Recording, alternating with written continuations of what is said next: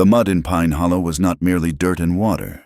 It was a living, sucking thing that aimed to pull the righteous and the wicked alike down into the earth. It was November of 1878, and the sky above the Wyoming Territory hung low and gray, heavy with the promise of a winter that the old-timers predicted would be a butcher. But in the tight-packed cluster of clapboard buildings and false front stores that made up the town, the cold in the air was nothing compared to the chill in the eyes of its citizens. Pine Hollow prided itself on morals. It was a place where the church bell rang strictly on the hour, where men removed their hats when a lady passed, and where cruelty was practiced with a terrifying, polite precision. It was a town where a reputation could be murdered faster than a man in a saloon fight, and with far less blood to scrub away afterward. Lydia Hart sat on a hard wooden chair in the center of the church vestry, her hands folded so tightly in her lap that her knuckles were the color of old bone. She was 22 years old. Though the last month had aged her spirit by a decade, she was slender, with hair the color of dried wheat pulled back severely, a style that suited her reputation as the schoolteacher's daughter. Since her father had passed and her mother had succumbed to the fever 2 years prior, Lydia had survived by taking in sewing. She was known to be quiet, careful with her coin, and possessed of a pride that some of the town wives found irritating. Lydia Hart did not gossip, and she did not flirt to get a better price on flour. That pride was currently being stripped from her, layer by layer. Standing before her were the pillars of Pine Hollow. Reverend Josiah Higgins, a man whose jowls shook when he spoke of hellfire. Sheriff Barron, who wore his badge like a shield against his own corruption, and Samuel Clay, the son of the town's wealthiest cattleman. Samuel stood by the window, refusing to look at Lydia. A week ago, he had cornered her in the alley behind the millinery shop as she was delivering a finished dress. He had smelled of bay rum and stale whiskey, and his hands had been wet and grasping. When Lydia had fought him off, striking his cheek with the wooden handle of her parasol and fleeing into the dark, she had thought the horror was over. She had been naive. The next morning, the Reverend's wife had whispered to the baker that she had seen Lydia luring Samuel into the shadows. By noon, the story was that Lydia had tried to seduce the boy for money. By supper, the accusation had evolved. The church donation box, kept in the vestibule, was reported missing. It had contained nearly $40 intended for the orphanage in Cheyenne. "I did not take it," Lydia said, her voice trembling but audible. "And I did not tempt him. He attacked me." Reverend Higgins sighed, a sound of immense, staged disappointment. He adjusted his spectacles and looked down at her as one might look at a lame horse that needed to be put down.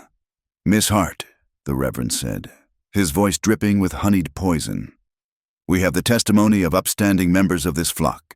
Samuel has confessed to his weakness in being led astray by your financial desperation. The box is gone. Your debts at the general store are known to be high.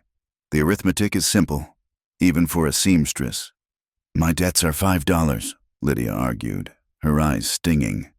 "I would never steal from God." Sheriff Barron stepped forward, hooking his thumbs into his gun belt. "We found the lock on the vestibule broken, Lydia, and we have witnesses who saw you leaving the church late." "I was cleaning the pews for extra credit at the store." "Lies do not become a lady," the sheriff said flatly. "Now, the council has discussed this. We have no desire to see a woman of your father's lineage hang for theft, nor sit in a cell with common drunks. We have come to a benevolent solution." Lydia looked up, a cold knot forming in her stomach. "Solution? You will work off the debt," the Reverend announced. "The $40 stolen, plus the damages to the church door, and a fine for the moral disturbance. Let us call it $100. $100 was a fortune. It would take her years to earn that with a needle and thread. There is a need for a housekeeper up in the high country," the Reverend continued. "Caleb Rourke has sent word to the trading post that he requires assistance through the winter. The council has generously agreed to advance your wages to the church to cover the theft. You will go to Rourke's cabin and work until the contract is satisfied." Lydia felt the blood drain from her face. even in town. The name Caleb Rourke was spoken in low tones, usually to frighten children. He was a mountain man, a trapper who lived near the timberline where the air was thin and the law did not reach. Rumors swirled around him like flies on a carcass. They said he was half wild, that he had killed men with his bare hands, that he spoke to wolves. He came down only twice a year to trade furs, a giant of a man who looked through people rather than at them. "You are sending me to the mountain?" Lydia whispered. "Alone, with a man like that?" "It is honest work," the Reverend said, his eyes hard. "Unless you prefer the county jail in Laramie." Samuel Clay finally turned from the window. He looked at Lydia, and for a second, she saw a flicker of guilt. But it was quickly swallowed by the arrogance of a man who knew his father owned the very ground the church stood on. He said nothing. "Pack your things, Miss Hart," the sheriff said. "You leave at dawn." The journey was a slow execution. The wagon driver, a sour old man named Elias, who had been paid $5 to transport her, spoke not a word for 6 hours. The road wound upward, leaving the muddy slush of the valley for the hard-packed frost of the foothills. The air grew thinner, biting at the inside of Lydia's nose.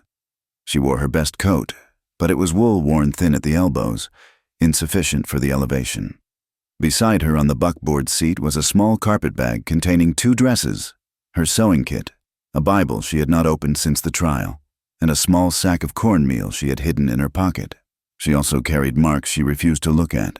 A dark bruising on her upper arm where Samuel had grabbed her, a scrape on her shin from where she had fallen against a crate escaping him, and deeper than those, the invisible mark of the town's rejection. They had discarded her. They had chosen to believe a lie because it was easier than confronting the truth of their own sons. Around 2 in the afternoon, the wagon stopped. Elias pointed his whip toward a narrow game trail that vanished into a dense stand of lodgepole pine. "Trail gets too narrow for the wheels here," Elias grunted. "Rourke's place is 3 miles up. Keep the creek on your left. Don't stop moving, or the freeze will take you." Lydia looked at the dark forest, then back at the man. "You are leaving me here?" "I was paid to bring you to the pass. This is the pass." He spat tobacco juice onto the snow-dusted rock. "Get out!" Lydia climbed down, her legs stiff. She barely had her grip on her bag before Elias snapped the reins and turned the wagon around, eager to be back on level ground before nightfall. The sound of the wheels fading away was the loneliest sound Lydia had ever heard. She turned to the mountain. It was vast, silent, and indifferent. The wind did not howl. It hissed through the pine needles, a sound like knives being sharpened on stone. She began to walk. The first mile was difficult. The second was agony. The incline was steep, and the ground was a treacherous mix of loose shale and patches of slick ice hidden beneath a dusting of snow. Lydia's boots were made for schoolrooms and church floors, not for the savage geography of the Rockies. Her breath came in ragged gasps that burned her throat. She fell twice. The second time, she scraped her palms raw on granite, but she scrambled up instantly, panic flaring in her chest. The shadows were lengthening, stretching out like blue fingers across the snow. To stop was to die. The sheriff had watched her leave with a look that suggested he did not expect her to come back. If she died up here, buried in a drift, the town would shake its heads and say it was God's judgment on a sinner. "I will not give them that satisfaction," she thought. The anger, burning hotter than the cold. "I will live, just to spite them." She forced one foot in front of the other. The trees grew thicker, ancient giants that blocked out the fading sun.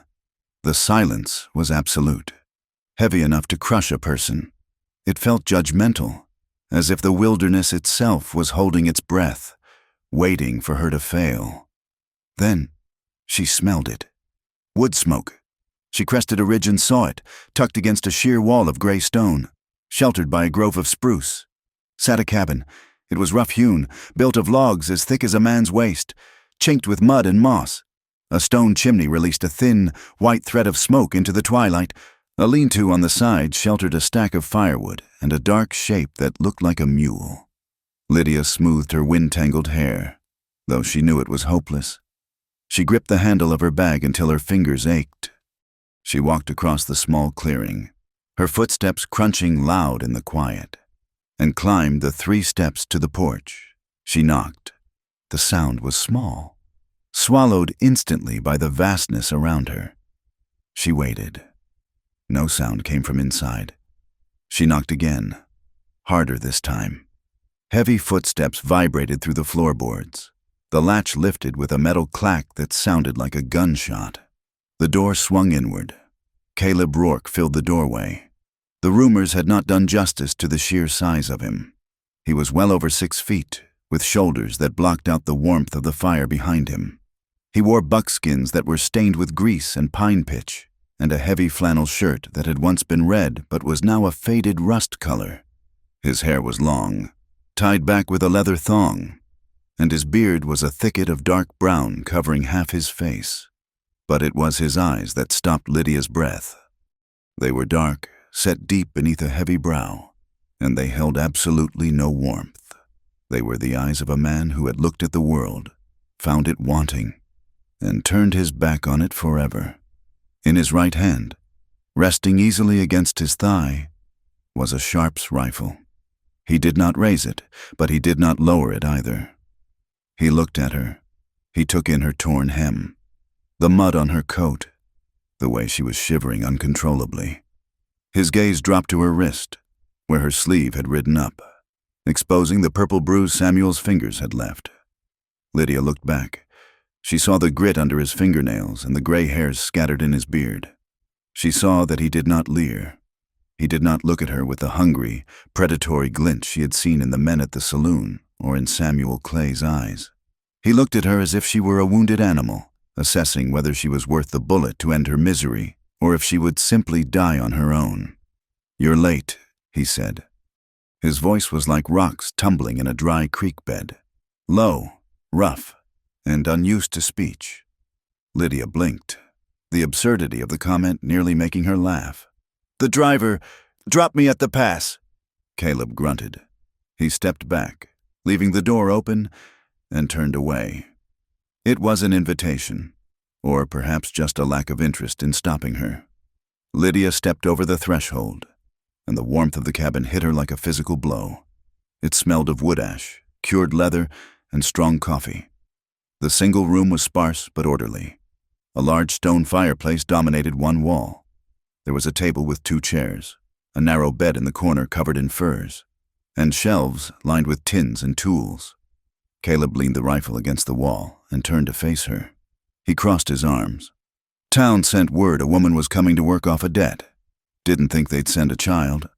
"I am 22, Lydia said, her voice sounding thin in the heavy air of the cabin. She set her bag down, her legs trembling now that she had stopped moving. "And the debt is a lie, but I am here to work it off."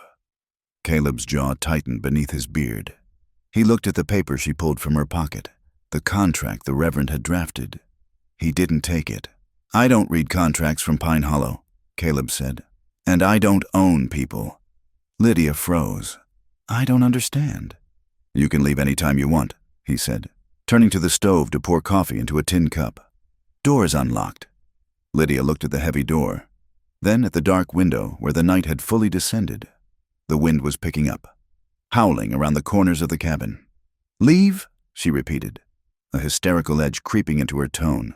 "Go where? There is nothing out there but snow and wolves. I have no money, no horse, and the town will not take me back." Caleb turned, cup in hand. He looked at her for a long moment, his expression unreadable. Then, "I guess you are staying." He set the cup on the table and pushed it toward her. "Drink. You look like you're about to fall over." Lydia took the cup. Her hands shook so badly that coffee sloshed over the rim, scalding her thumb. She didn't flinch. She drank the bitter, black liquid, feeling the heat spread through her chest.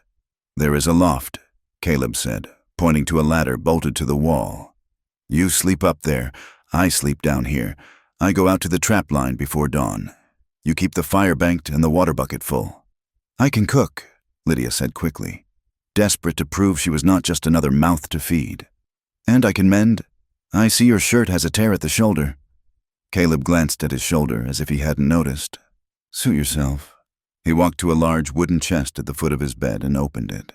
He pulled out a quilt. It was beautiful, a stark contrast to the rough surroundings. A double wedding ring pattern, stitched with care in blues and creams, though the fabric was faded with age. He walked over and held it out to her. Take this. It gets cold in the loft. Lydia hesitated. Is this? It's warm, he said, cutting her off. His voice had a finality to it that warned her not to ask more. Lydia took the quilt. It smelled faintly of lavender, a scent that had no business being in this cabin. She climbed the ladder, her legs screaming in protest. The loft was small, warm from the rising heat of the fire. There was a straw tick mattress on the floor. She laid down, pulling the quilt up to her chin. Below, she heard Caleb moving around, the scrape of a chair, the clatter of a pot, then the blowing out of the lantern. Darkness swallowed the cabin, save for the orange glow of the embers in the hearth. Lydia stared up at the rough beams of the ceiling.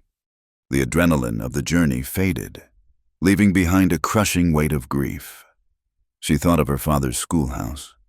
She thought of the little room behind the dress shop where she used to live. She thought of the way the Reverend had looked at her, like she was something spoiled. She bit her lip to stop the sound, but the tears came anyway. Hot, silent tears that tracked into her hair. She buried her face in the quilt that had belonged to a dead woman, trying to muffle her jagged breathing. Below, in the dark, Caleb Rourke lay on his back, his eyes open. He heard the soft, stifled sounds from the loft. He knew the sound of a person trying not to break. He had made those sounds himself, night after night, for 3 years. He did not speak. He did not offer comfort. He simply lay there, listening, keeping watch over the grief of a stranger because he knew that sometimes being heard was the only thing that kept a human being tethered to the earth. The next 3 days fell into a rhythm born of necessity. The sun rose late over the ridge, casting a pale, watery light through the single window. Caleb was always gone before Lydia descended the ladder. She found tasks to fill the terrifying silence. She swept the rough floorboards until her arms ached. She found the flour barrel and waged war against the mice that tried to nest in the corner. Stuffing the cracks with steel wool she found in a tin, she hauled water from the creek, which required breaking the ice with a heavy rock. The first time she carried the buckets back, she slipped, spilling half the water and soaking her skirts. She sat in the snow and cried for a full minute, then stood up, refilled the buckets, and walked back with a grim determination. When Caleb returned in the evenings, he brought the smell of cold air and musk with him. He would drop a brace of rabbits or a string of beaver pelts by the door. Their interactions were sparse, constructed of nods and grunts, but Lydia began to notice the small things. On the second night, she was cutting potatoes at the table. Caleb came up behind her to reach for a spice tin on the shelf. His shadow fell over her, and Lydia flinched violently. Dropping the knife, her hands flew up to protect her face, a reflex honed by the memory of Samuel Clay in the alley. Caleb froze. He didn't pull away, but he didn't move closer. He waited until she lowered her hands, her face burning with shame. "I am not going to hit you," he said. His voice was flat, stating a fact like he was stating the weather. "I know," Lydia whispered, picking up the knife. "Then don't drop the knife," he said. "It dulls the blade." From then on, she noticed that he moved differently when he was near her. He made his footsteps heavier so she would hear him coming. He avoided sudden motions. He never stood between her and the door. It was a strange, silent courtesy from a man who looked like he could wrestle a bear. On the 4th afternoon, the weather turned. The sky bruised purple and black, and the wind began to scream. "Storm's coming," Caleb said, walking in early. He carried a massive armload of firewood. "Big one. We won't be opening the door for 2 days." He dumped the wood by the hearth and began to secure the shutters. Lydia helped him, her fingers numb as she latched the heavy wood. The cabin felt suddenly smaller, the world outside erased by a curtain of driving white snow. That evening, the fire roared, fighting back the chill that tried to seep through the logs. Caleb sat by the fire, greasing his traps. Lydia sat at the table, mending the tear in his flannel shirt. Restless. Lydia stood up to stretch. Her eyes caught a small shelf in the corner, shadowed and half hidden by a hanging pot. There was a stack of letters there, tied with a blue ribbon. Without thinking, she reached out. The handwriting on the top envelope was delicate, feminine, to my Caleb. "Don't!" The word was sharp, cracking through the room like a whip. Lydia snatched her hand back as if burned. She turned to find Caleb watching her, his face hard, the grease rag clenched in his fist. "I'm sorry," she stammered. I was just looking. "Those aren't for you," he said. The anger in his voice wasn't hot. It was old and deep. "I know," Lydia said, her voice steadying. "I respect that. I won't touch them again." She didn't retreat to the loft. Instead, she walked to the wash basin in the corner. She needed to do something with her hands. She rolled up her sleeves to scrub the potato starch from her fingers. The firelight caught the side of her arm. The bruise on her wrist had bloomed into a sickly yellow-green, but the shape was still distinct. 4 fingers and a thumb, printed into her skin. She stared at it, the water dripping from her hands. She felt the shame rising again, the voice of the town telling her she was ruined, that she was unwanted. She didn't hear Caleb move. She only realized he was there when his reflection appeared in the dark window glass above the basin. He was standing a few feet away, looking not at her face, but at her arm. He stared at the mark for a long time. The silence stretched, tight as a bowstring. "That's not from work," Caleb said quietly. Lydia looked down into the water. "No? A man did that?" "Yes." Caleb shifted his weight. "The boy?" "Yes. And the town blamed you for it." It wasn't a question. Lydia turned to face him. She saw something shift in his eyes. The cold distance was cracking, revealing a dark, smoldering anger. But this time, the anger wasn't directed at her.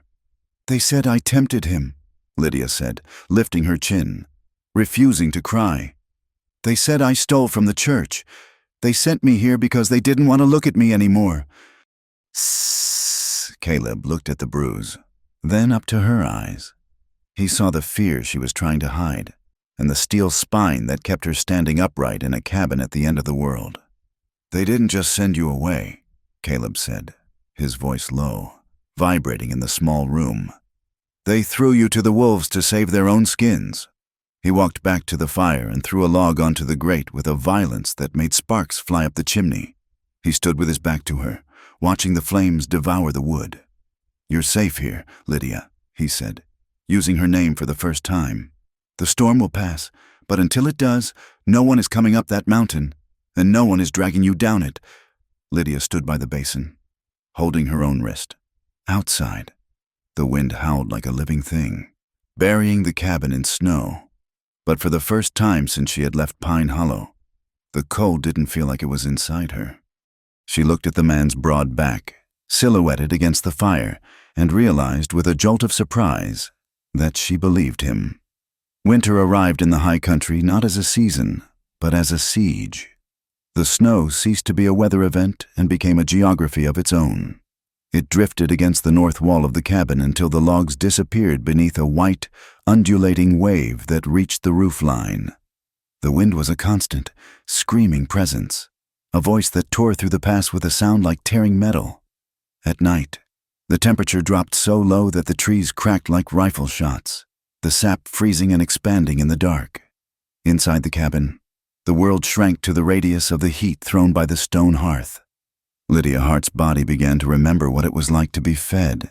The hollows in her cheeks filled slightly, and the trembling in her hands when she lifted the heavy iron skillet began to steady. The bruises on her wrist faded from purple to a sickly yellow, and finally to a pale shadow that only she knew was there. But while her flesh knitted itself back together, her mind remained a landscape of broken glass. The nightmares did not come every night, but when they did, they were vicious. Lydia would wake in the loft, her body rigid, her breath trapped in a throat that felt like it was closing. In the dream, she was back in the alley behind the millinery shop, The smell of stale whiskey and wet wool was suffocating. She could feel the rough brick against her spine and the weight of Samuel clay pressing the air out of her lungs. She would sit bolt upright in the pitch black, her heart hammering against her ribs like a trapped bird, waiting for the heavy hand to clamp over her mouth. She never screamed.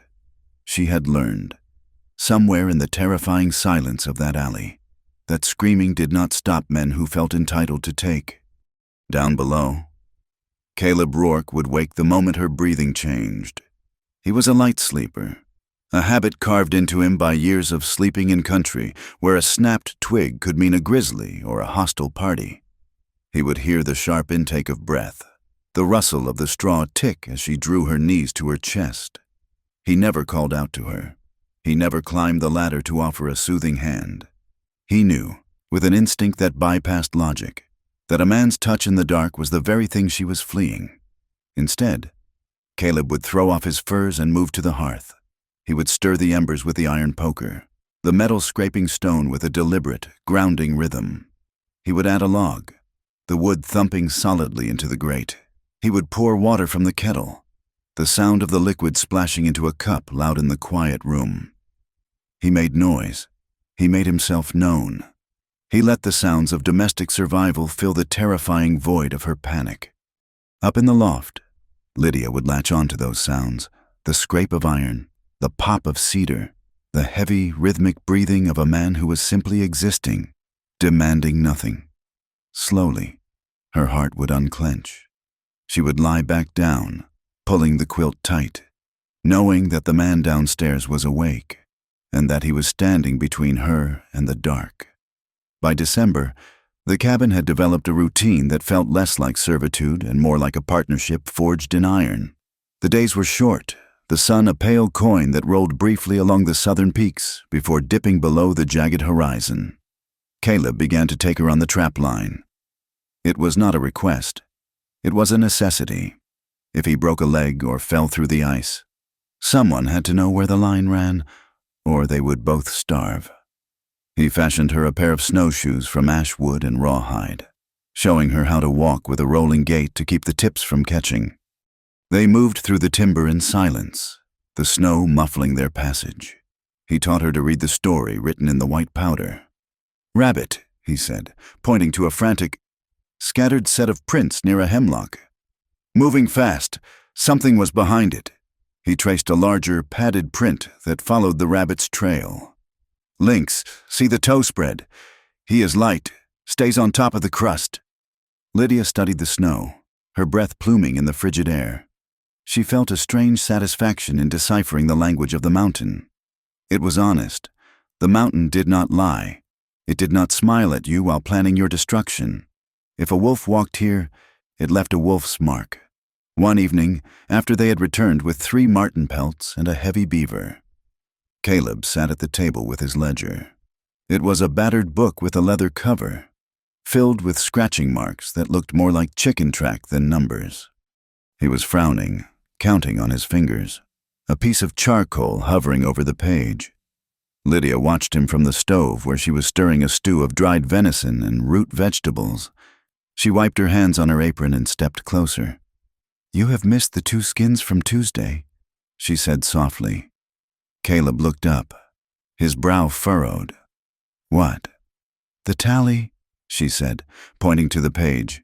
"You have 17 marten listed, but we brought in 2 on Tuesday and 3 today.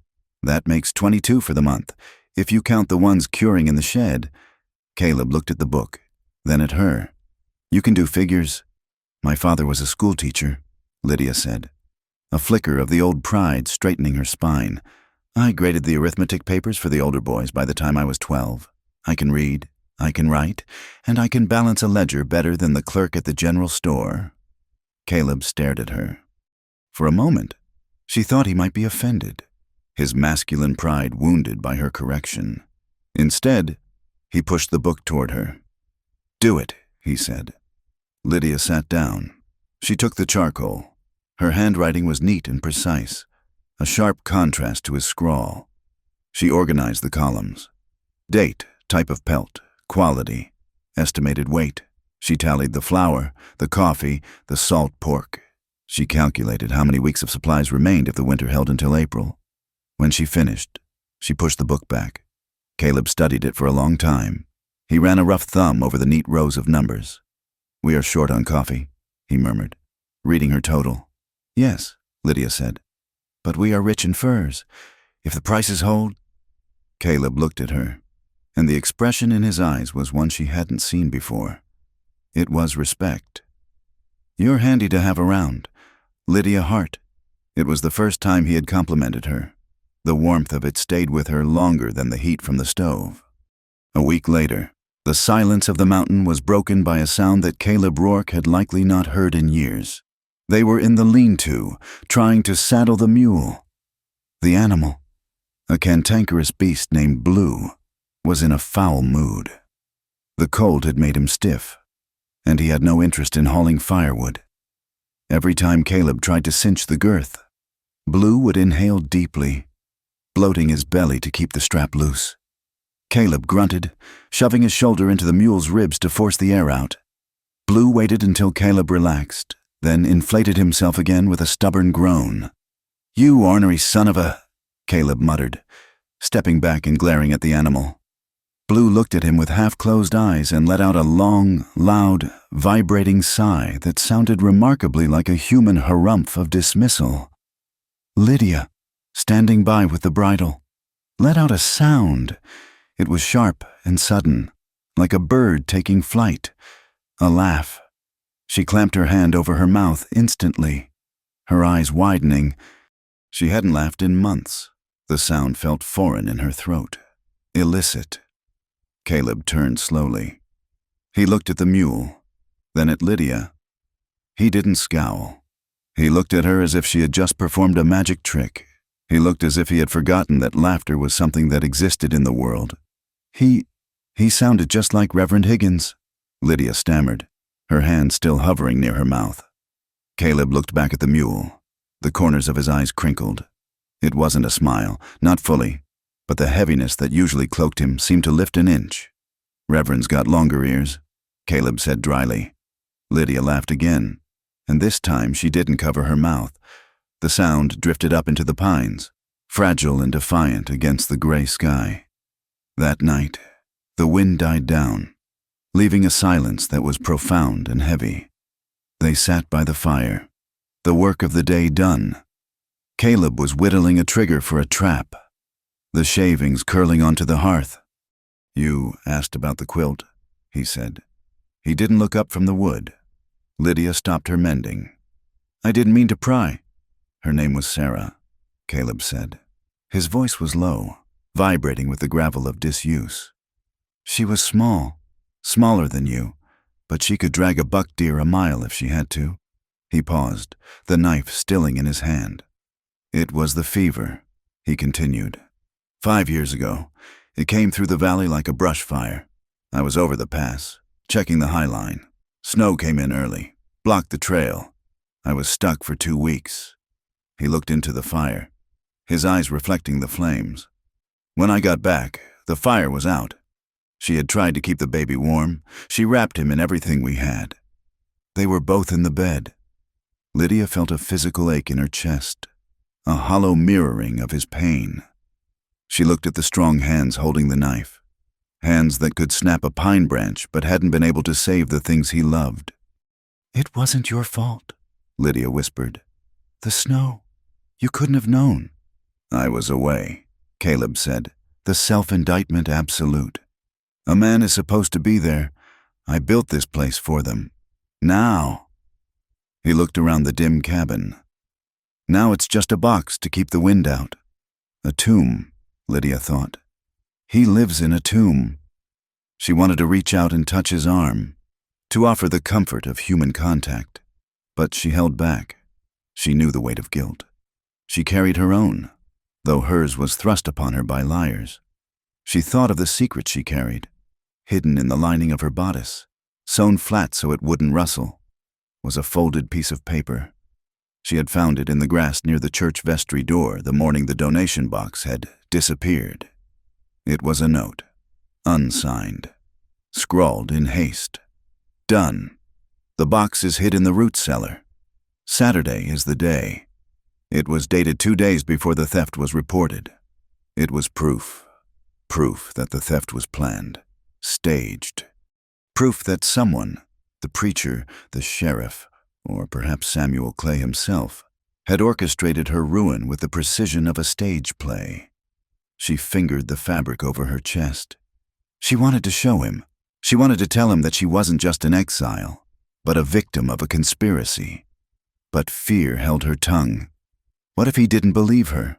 What if he thought she had forged it? Or worse, what if he believed her and went down to town to demand answers?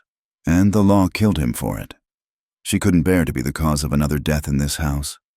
So she kept the paper hidden against her heart, a burning secret that kept her warm with rage. January brought a cold that terrified the timber. The mercury in the thermometer outside the door vanished into the bulb. The logs of the cabin popped and groaned, shrinking in the dry freeze. One night, the cold was a physical presence in the room, a beast that had breached the walls. The fire had burned low while they ate, and the chill was immediate. Lydia knelt by the hearth, trying to strike a match to light the kindling. Her fingers were clumsy, numb to the bone. She struck the match against the stone, but her hands shook, and the head snapped off. She tried again. The match flared and went out before it caught the tinder. "Damn," she whispered, a curse she never would have used in Pine Hollow. Tears of frustration pricked her eyes. She couldn't feel her fingertips. "Lydia," she looked up. Caleb was standing over her. He didn't move her aside. He knelt down, his large frame blocking the draft from the door. "Give me your hands," he said. She hesitated, then held them out. They were red and raw, shaking violently. Caleb took her hands in his. His palms were rough, calloused like leather, but they were incredibly warm. He didn't squeeze. He simply enclosed her freezing fingers in his heat, chafing them gently. He looked at her. His face was inches away. She could see the flecks of gold in his dark eyes, the gray in his beard, the small scar on his cheekbone. The air in the cabin shifted. It wasn't just the cold anymore. It was a sudden, electric tension that made Lydia's breath hitch. He was looking at her mouth. Lydia felt a wave of panic, the old reflex to pull away, to hide. But beneath the panic was something else, a hunger, a desperate, starving need for warmth that wasn't just about temperature. She had been touched with violence, and she had been touched with dismissal. She had never been touched with reverence. She didn't pull away. She leaned forward, just an inch. Caleb's eyes searched hers, asking a silent question. "Is this all right?" She nodded, a microscopic movement. He closed the distance. His lips were dry, but the kiss was soft. It wasn't the demanding, wet assault she had experienced in the alley. It was hesitant, trembling. It tasted of coffee and wood smoke. It was a question, not a taking. For a moment, Lydia melted into it. She pressed closer to him, her hands still trapped in his, feeling the solid wall of his chest. It was a relief so profound it felt like breaking the surface of deep water after drowning. Then, the memory crashed in. The feel of a man's weight, the smell of whiskey, the accusation of the town, temptress, whore, unwanted. Lydia gasped and shoved herself back, scrambling across the floorboards until her back hit the leg of the table. "I can't," she choked out. "I can't. They were right. I am ruined." Caleb stayed kneeling by the fire. He didn't lunge. He didn't look angry. He looked sad. "You aren't ruined, Lydia," he said steadily. "I let you," she cried, wiping her mouth with the back of her hand, shame burning her face. "I wanted it. That makes me what they said I was." "It makes you human," Caleb said. He stood up slowly. "Desire isn't a sin. And what that boy did to you, that wasn't desire. That was power. There is a difference." He walked over to the water bucket, turning his back to give her privacy to compose herself. "No one decides your worth but you," he said to the wall. "Not the preacher, not the town, and not me. If you don't want to be touched, you say so. But don't let them possess your mind after they've already taken your home." Lydia sat on the floor, the tears finally coming. They weren't pretty. They were ugly, heaving sobs that shook her entire frame. She cried for her father. She cried for the lost donation box. She cried for the $100 she would never earn. She cried because for the first time in months, she was in a room with a man and she was safe. Caleb let her cry. When the fire began to die down again, he quietly added a log, and then went to his bed, turning his face to the wall, leaving her the space to rebuild herself. The thaw was still months away, but the world outside was not empty. 2 days after the storm broke, Caleb returned from the creek with a dark look on his face. He didn't hang his coat. He went straight to the rifle rack and checked the load in his sharps. "What is it?" Lydia asked, sensing the shift in him. "Tracks," he said. "Down by the lower crossing." "Wolf?" "Boot," he said. "Hobnailed. Not a trapper's boot. A flatlander." Lydia felt the blood drain from her face. The sheriff? Maybe. Or someone looking for game. But they were stopping, looking. Whoever it was stood by the creek and looked up toward the smoke. The safety of the cabin suddenly felt fragile. The walls were thick, but they were wood, not iron.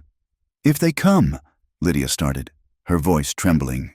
"If they come, they don't get in," Caleb said. His voice was flat, devoid of doubt. "But we need to be careful. No more going out alone." Fear, which had been a low hum, cranked up to a scream. Lydia recognized the pattern. When a town wants you gone, they send you away. When they want you silent, they follow you. The setback came 3 days later. They were checking the snares along the ridge. The snow had crusted over with a layer of ice. Slick as glass.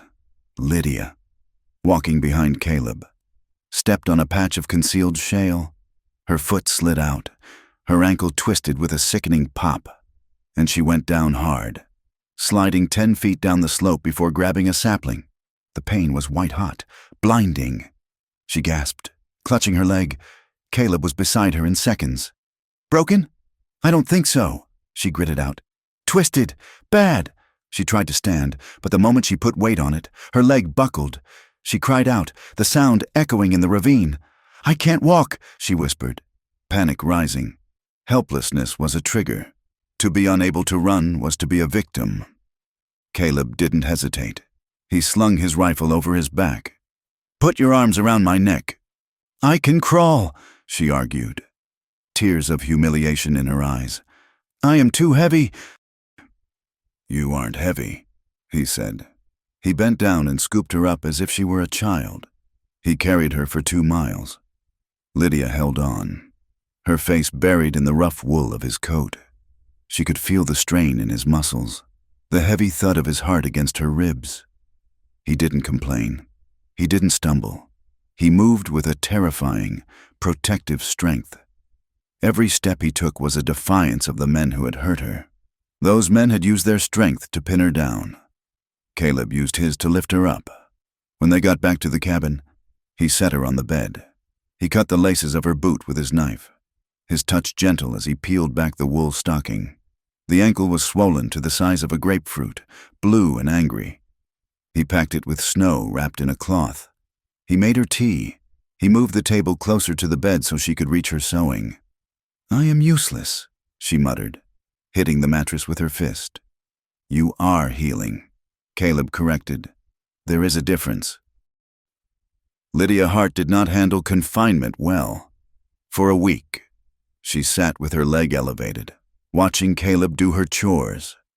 The guilt ate at her, but as the swelling went down, a new resolve hardened in her. She realized that her fear came from her lack of agency. She was afraid of the men in the boots because she had no way to stop them. "Teach me," she said one morning while Caleb was cleaning his rifle. He looked up. "Teach you what?" "To shoot," she said. "Not a rabbit. To shoot a man." Caleb went still. He looked at her, really looked at her. He saw the shadow of the girl who had arrived in November, and the woman who was forging herself in January. "It kicks like a mule," he warned. "I have handled the mule," she replied. When she could hobble, he took her out behind the cabin. He gave her the spare rifle. a Winchester lever action that was lighter than his sharps but still heavy in her hands. He showed her how to brace the stock against her shoulder so it wouldn't break her collarbone. He showed her how to breathe. In, out, pause, squeeze. "Don't pull it," he said, his voice close to her ear. "Squeeze it, like you're squeezing water from a cloth." Lydia aimed at a pine cone on a stump 50 yards away. Her arms shook. The rifle felt like a living thing, full of death. She fired. The recoil slammed into her, bruising her shoulder. The shot went wide, taking a chunk out of a tree 5 feet to the left. "Again," Caleb said. She fired until her shoulder ached and her ears rang. On the third day, she hit the pine cone. It exploded into wooden shrapnel. Caleb lowered his own rifle. He watched her work the lever, ejecting the spent casing with a fluid, practiced motion. He felt a complicated knot in his chest. It was pride, fierce and bright, but wrapped around it was a cold dread. She was learning to kill because she had to. The innocence he had seen in her eyes that first night was gone, replaced by the flat, assessing gaze of a survivor. He had wanted to protect her from the world, but the world had found her anyway.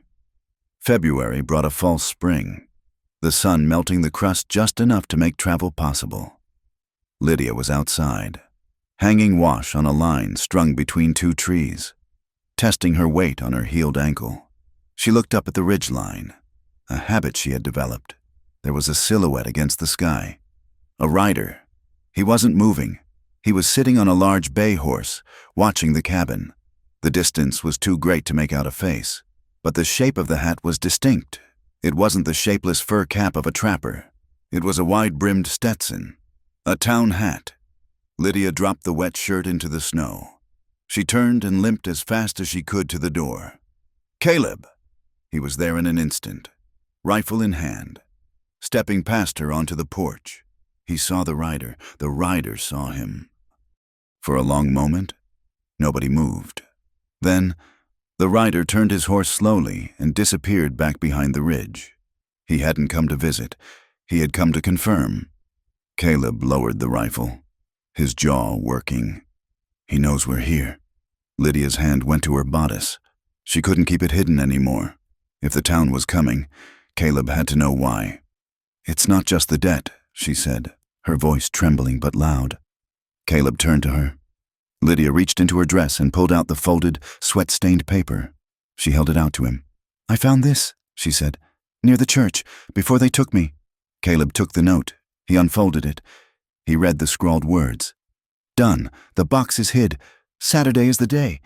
His face darkened, a thunderstorm rolling in. He looked from the paper to Lydia. "You've had this the whole time?" "I was afraid," she admitted. "I didn't know if you would believe me. I didn't want to bring their trouble on you." Caleb crumpled the note in his fist, his knuckles white. "Trouble is already here. Lydia." He looked back up at the ridge where the rider had been. The isolation of the winter was over. The sanctuary was breached. "They framed you," Caleb said, the realization settling like a stone. "And now they're checking to see if you're still alive to tell about it." "What do we do?" Lydia asked. She stepped closer to him, not out of weakness, but out of solidarity. She checked the position of the Winchester leaning against the doorframe. Caleb looked at her. He saw the fear. Yes, but he also saw the woman who had learned to tally furs, who had laughed at a mule, who had healed a broken ankle, and who had learned to put a bullet through a pine cone at 50 yards. "We don't hide anymore," Caleb said. He turned back to the cabin, his stride long and purposeful. "Pack the saddlebags," he ordered. "We aren't just surviving the winter, Lydia. We're going to make them answer for it." Lydia looked at the paper in his hand, then at the rifle, and finally at the man who had chosen her over solitude.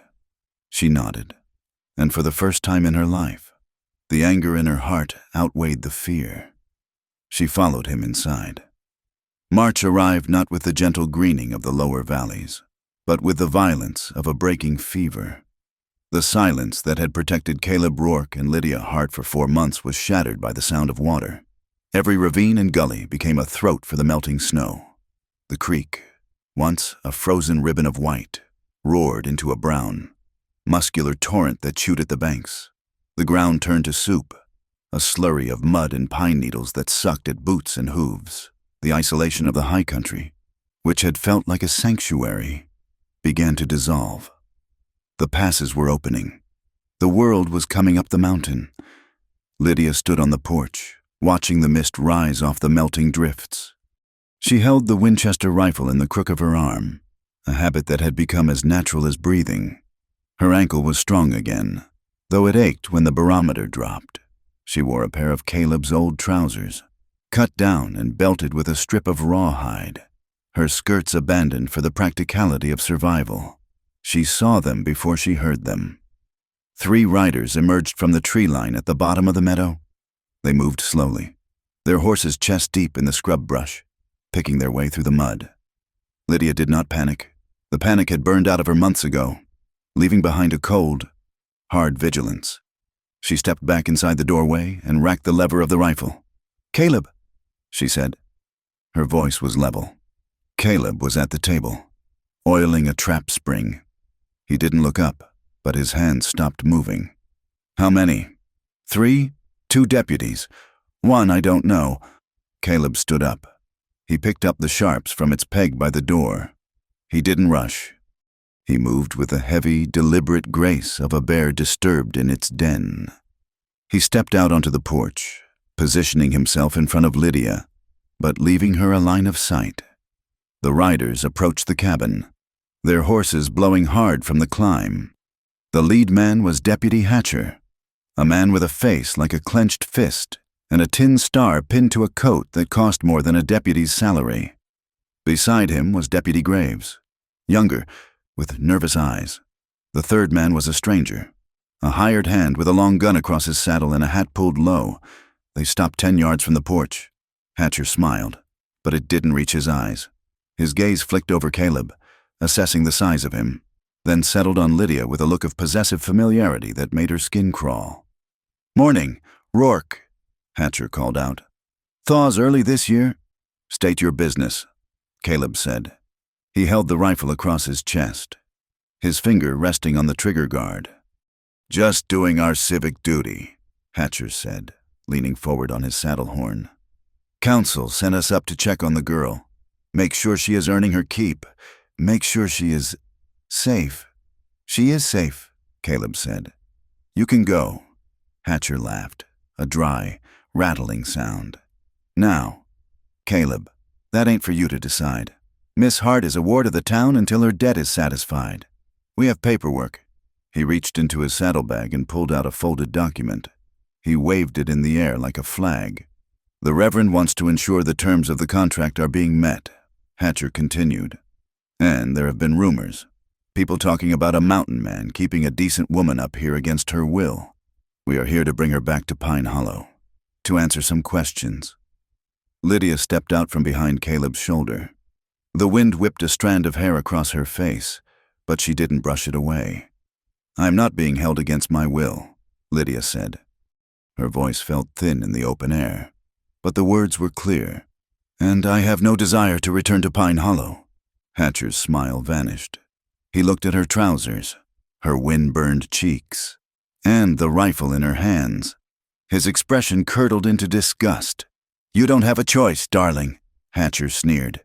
"You are property of the debt. You belong to the town council until that money is paid. Now, put down that gun and get your things, or we will drag you down." "She is a free woman," Caleb said. His voice dropped an octave, rumbling deep in his chest. "And she said no." The hired hand shifted his grip on his rifle. Caleb's eyes snapped to him, promising instant violence if the barrel rose another inch. The man froze. "She is a thief and a whore," Hatcher spat, his polite mask slipping entirely. "And you are harboring a fugitive. Now step aside, Rourke, or we will add your name to the warrant." Hatcher kicked his horse forward, ignoring the threat of the sharps. He rode right up to the porch steps. He reached out, his gloved hand snatching at Lydia's arm. "Come on, girl," he growled. "Let's go." Lydia flinched. It was a reflex, faster than thought. Her breath caught, her throat closing as the leather glove clamped around her bicep. For a second, she was back in the alley, helpless, overpowered. She froze, the rifle barrel dipping toward the floorboards. Then the world exploded into motion. Caleb dropped the sharps and moved with a speed that defied his size. His left hand shot out and clamped over Hatcher's wrist, pinning it against the rough wood of the door frame. There was a sickening crunch of bone grinding against wood. Hatcher screamed. Caleb leaned in, his face inches from the deputies. His eyes were black voids. "Don't touch her!" The words were not a shout. They were a death sentence spoken in a whisper. Hatcher tried to pull back, his face draining of color, but Caleb's grip was iron. The hired hand raised his rifle, but Lydia snapped her Winchester up. The barrel leveled at his chest. Her hands were shaking, but her finger was tight on the trigger. "Back off!" she yelled. "Back off, or I swear I will shoot!" The hired hand hesitated. He looked at the wild desperation in Lydia's eyes and the lethal calm in Caleb's. And he lowered his weapon. Caleb shoved Hatcher backward. The deputy nearly fell from his saddle, clutching his wrist, wheezing with pain. "Get off my land," Caleb said. "If I see you again, I won't aim for the wrist." Hatcher scrambled to regain his seat, his face twisted with humiliation and rage. "You are dead. Rourke, you hear me? We will be back with the sheriff and a posse of 20 men. You are dead!"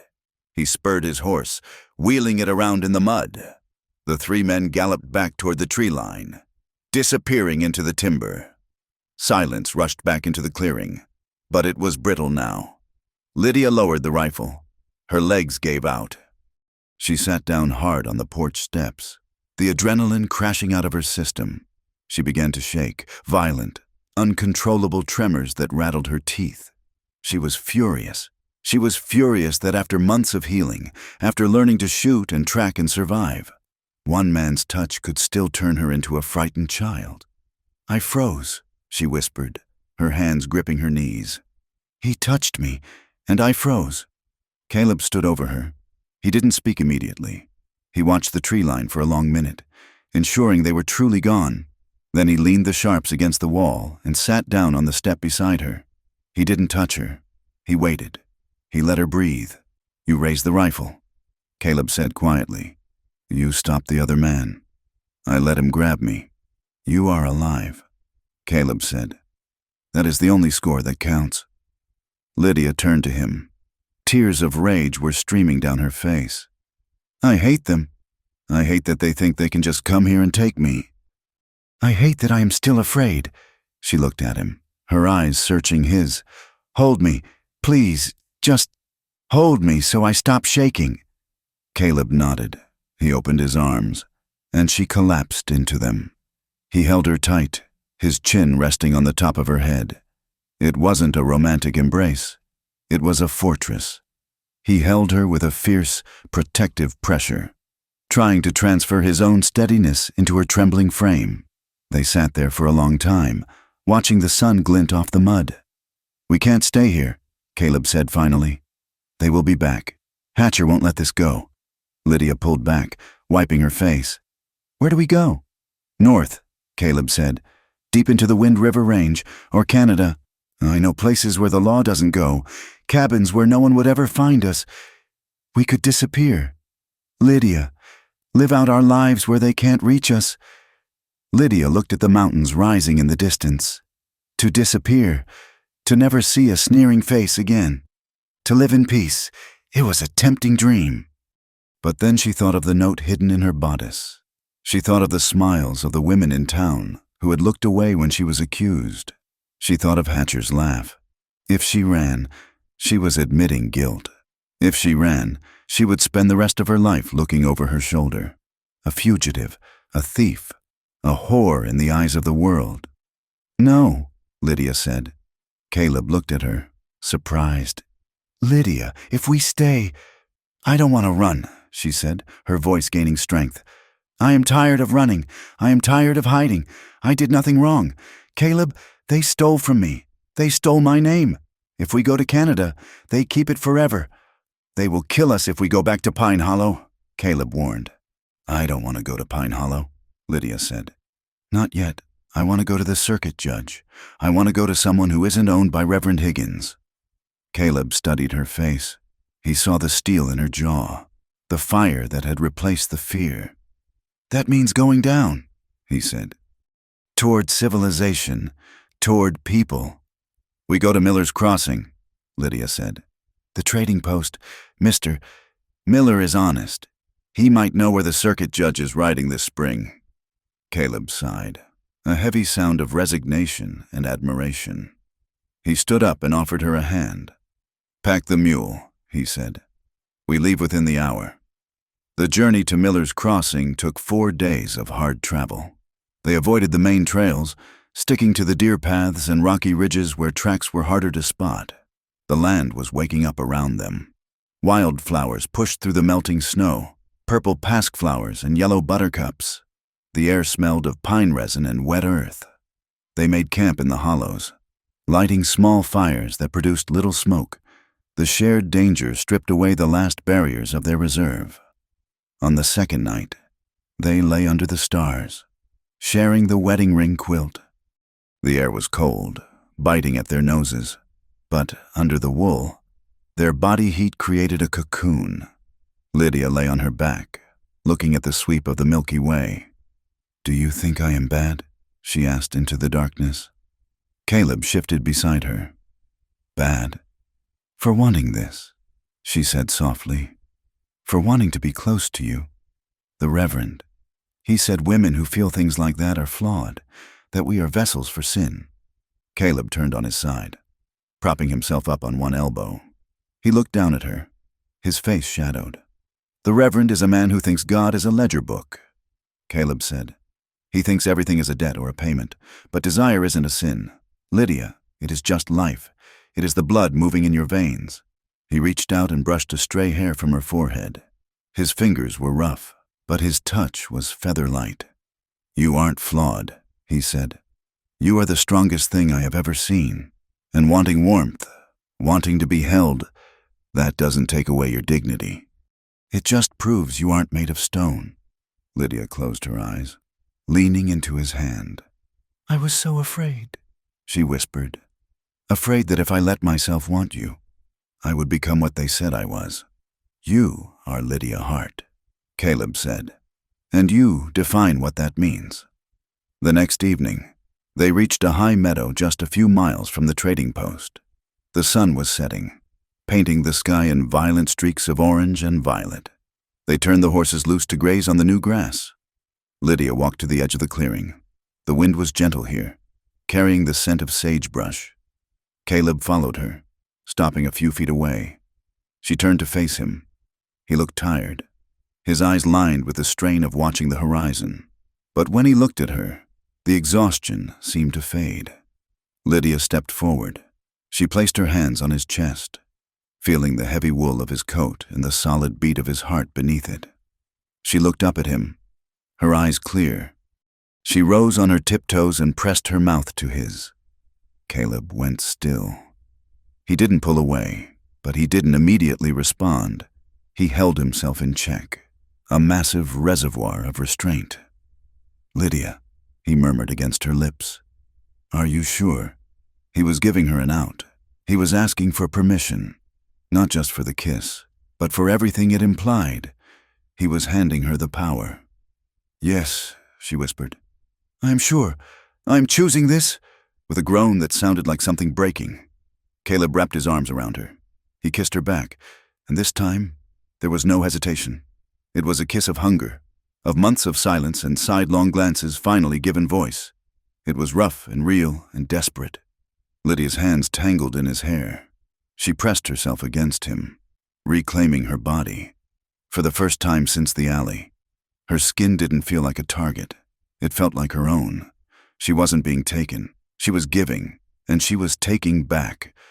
Miller's Crossing was a single log building that served as a store, post office, and way station. Amos Miller and his wife, Martha, were gray-haired, sturdy folk who had survived 20 years on the frontier by minding their own business and treating everyone fair. They looked surprised when Caleb walked in, filling the doorway. with Lydia limping slightly behind him. "Caleb Rourke," Amos said, putting down a sack of coffee beans. "Haven't seen you since autumn. And Miss Hart?" Lydia stepped forward. "Hello, Mr. Miller, Mrs. Miller." Martha Miller wiped her hands on her apron and came around the counter. She looked at Lydia's trousers, her weathered face, and the pistol tucked into her belt. She didn't judge. She just nodded. "You look like you've walked a long road, child," Martha said. "Coffee is hot." Over 10 cups of steaming coffee, the truth began to spill out. Lydia told them everything: the false accusation, the staged theft, the winter in the cabin. Amos listened, his face grim. He chewed on a piece of straw. "I believe you," Amos said finally. "Never did sit right with me. That story about the donation box. Higgins has been spending money like water lately. Bought the creek land south of town. Paid cash." "The creek land?" Caleb asked. "That is worthless scrub." "Not if the railroad spur comes through," Amos said. "Rumor is the surveyor was here last summer. Higgins and Sheriff Barron have been buying up the right-of-way quietly." Lydia's eyes widened. "The note," she whispered. "The theft. It wasn't about morality. It was about money. They needed the donation funds to cover a land payment. And they needed a scapegoat to explain where the money went." Caleb finished, his voice cold. "It gets worse," Amos warned. "Sheriff Barron was here 2 days ago. Posting bills." He walked to the wall and pulled down a piece of paper. He slid it across the table. It was a wanted poster, cruder than the official ones, printed on a local press. Wanted for grand larceny and fleeing justice. Lydia Hart, wanted for aiding and abetting. Caleb Rourke. Reward, $50. "They upped the stakes," Caleb said, staring at his own name. "They aren't trying to bring you back anymore. Lydia, they're trying to hunt us down." "Barron has a posse out," Amos said. "Deputies and some hired guns. They're combing the foothills. If I were you, I'd keep moving." They left at dawn, loaded with supplies Amos had given them on credit. "Pay me when you clear your names," the old man had said. Handing Caleb a box of ammunition, they headed east, toward Laramie, where the circuit judge was rumored to be holding court. But the net was tighter than they realized. By midday, they were navigating a narrow ridge trail that dropped off steeply into a rocky canyon. The wind was high, masking sound. Lydia was riding Blue the mule, while Caleb walked ahead, leading his horse. The trail twisted around a massive outcropping of granite. The first shot cracked through the air like a whip. Rock splinters exploded inches from Caleb's face, stinging his cheek. "Down!" Caleb roared. He slapped the rump of Lydia's mule, sending it scrambling back around the bend. He dove behind a fallen log just as a second bullet whined past his ear. "It's them!" Lydia screamed, sliding off the mule and grabbing her Winchester from the scabbard. She pressed herself against the granite wall. 3 men were positioned on the opposing ridge, 200 yards away. Puffs of white smoke marked their positions. "Pin them down," a voice shouted across the canyon. It was Hatcher. Caleb raised the sharps. He didn't fire rapidly. He took a breath, aimed, and squeezed. The heavy boom of the buffalo gun rolled like thunder. On the far ridge, rock exploded in front of one of the gunmen, spraying him with stone shrapnel. The man yelled and ducked. "Lydia!" Caleb shouted over the wind. "We can't stay here. They have the high ground." "Where do we go?" she yelled back. "The creek bottom, into the timber. That's a sheer drop." "It's that or a bullet. Move!" They abandoned the animals. There was no way to get the horses down the scree slope. Caleb grabbed his saddlebags and the ammunition. Lydia shouldered her rifle. They slid down the slope, a controlled fall of sliding shale and dust. Bullets kicked up dirt around them. One struck the heel of Lydia's boot, jerking her leg, but didn't penetrate. They hit the tree line breathless and bruised. "Keep moving," Caleb ordered. "Cross the water. We have to lose the tracks." They plunged into the freezing creek. The water was waist deep, numbing instantly. The current tried to sweep them away. Caleb grabbed Lydia's belt, anchoring her against the flow. They scrambled up the far bank, shivering and soaked, and vanished into the dense spruce forest. They ran for an hour, doubling back, walking on rocks to hide their prints, using every trick Caleb knew. Finally, as dusk fell, they found an abandoned line shack, a three-walled ruin used by cowboys in the summer. It smelled of rat droppings and old hay, but it was dry. They collapsed against the wall, lungs burning. Caleb checked the load in his rifle, his hands shaking slightly, not from fear, but from the adrenaline crash. Lydia sat with her head between her knees, gasping for air. Her wet clothes clung to her, freezing in the night air. "We lost the horses," she said, her voice hollow. "We kept our lives," Caleb said. He looked at her. Her face was scratched from a branch, bleeding a little. She looked wild, ferocious, and exhausted. "They aren't going to stop," Lydia said. She lifted her head. "They are going to kill us. They tried to kill us." "Yes," Caleb said. "They are scared. Men who are scared do terrible things." He moved closer to her, shivering himself. "We need to get warm, or the hypothermia will finish what the bullets started." They stripped off their wet outer layers and huddled together in the corner, sharing body heat under the one dry blanket Caleb had managed to grab. Caleb looked at the woman in his arms. He had lost a wife to the cold. The terror of history repeating itself was a cold knot in his stomach. "I am afraid," he admitted, his voice barely audible. Lydia looked up at him. "You? Afraid?" "I'm not afraid of dying," Caleb said. "I'm afraid of losing you. I'm afraid of failing you the way I failed Sarah." Lydia reached up and cupped his face. Her hand was cold, but her touch was steady. "You haven't failed me," she said fiercely. "You saved me. Every day. You saved me." She looked out into the darkening forest, where men with badges and guns were hunting them like animals. "I am done running. Caleb," she said. "We go to Laramie. We find that judge, and we burn them down. Not with bullets, with the truth." "It will be dangerous," Caleb said. "Entering town, it will be walking into a trap." "Then we spring the trap," Lydia said. "I will face Pine Hollow. I will stand in front of them, even if my knees shake, but I will not let them win." Caleb pulled her closer, burying his face in her damp hair. "Then we go together." "Together," she promised. Outside, the wind picked up again, howling through the trees. But inside the ruined shack, two outcasts made a pact that was stronger than stone. They would not let shame or prejudice decide their future. They would fight. Pine Hollow had not changed in the months Lydia Hart had been away, yet it looked entirely different. Before, it had been her home, a place of muddy familiarity and small comforts. Now, as she rode down the main thoroughfare beside Caleb Rourke, the town looked like the jaw of a steel trap waiting to snap shut. The snow here had turned to a thick, churning slush that coated the boardwalks in brown filth. The buildings, with their false fronts and painted signs, seemed to lean inward, casting long, judgmental shadows across the street. They rode in silence. Caleb sat on a borrowed bay horse, his back a wall of tension, the buffalo coat making him look twice the size of any man on the street. Lydia rode the mule. Blue, her back straight, her chin lifted high. She wore the trousers she had cut down in the mountains, but she had scrubbed her face and braided her hair with severe precision. She would not give them the satisfaction of looking wild. The silence of the street was louder than a shout. As they passed the general store, a woman Lydia had known since childhood, Mrs. Gable, the baker's wife, stopped sweeping her porch. She looked at Lydia, her eyes widening, and then she turned her back with a sharp, deliberate swish of her skirts, going inside and slamming the door. A group of men standing outside the saloon stopped their conversation. They did not turn away.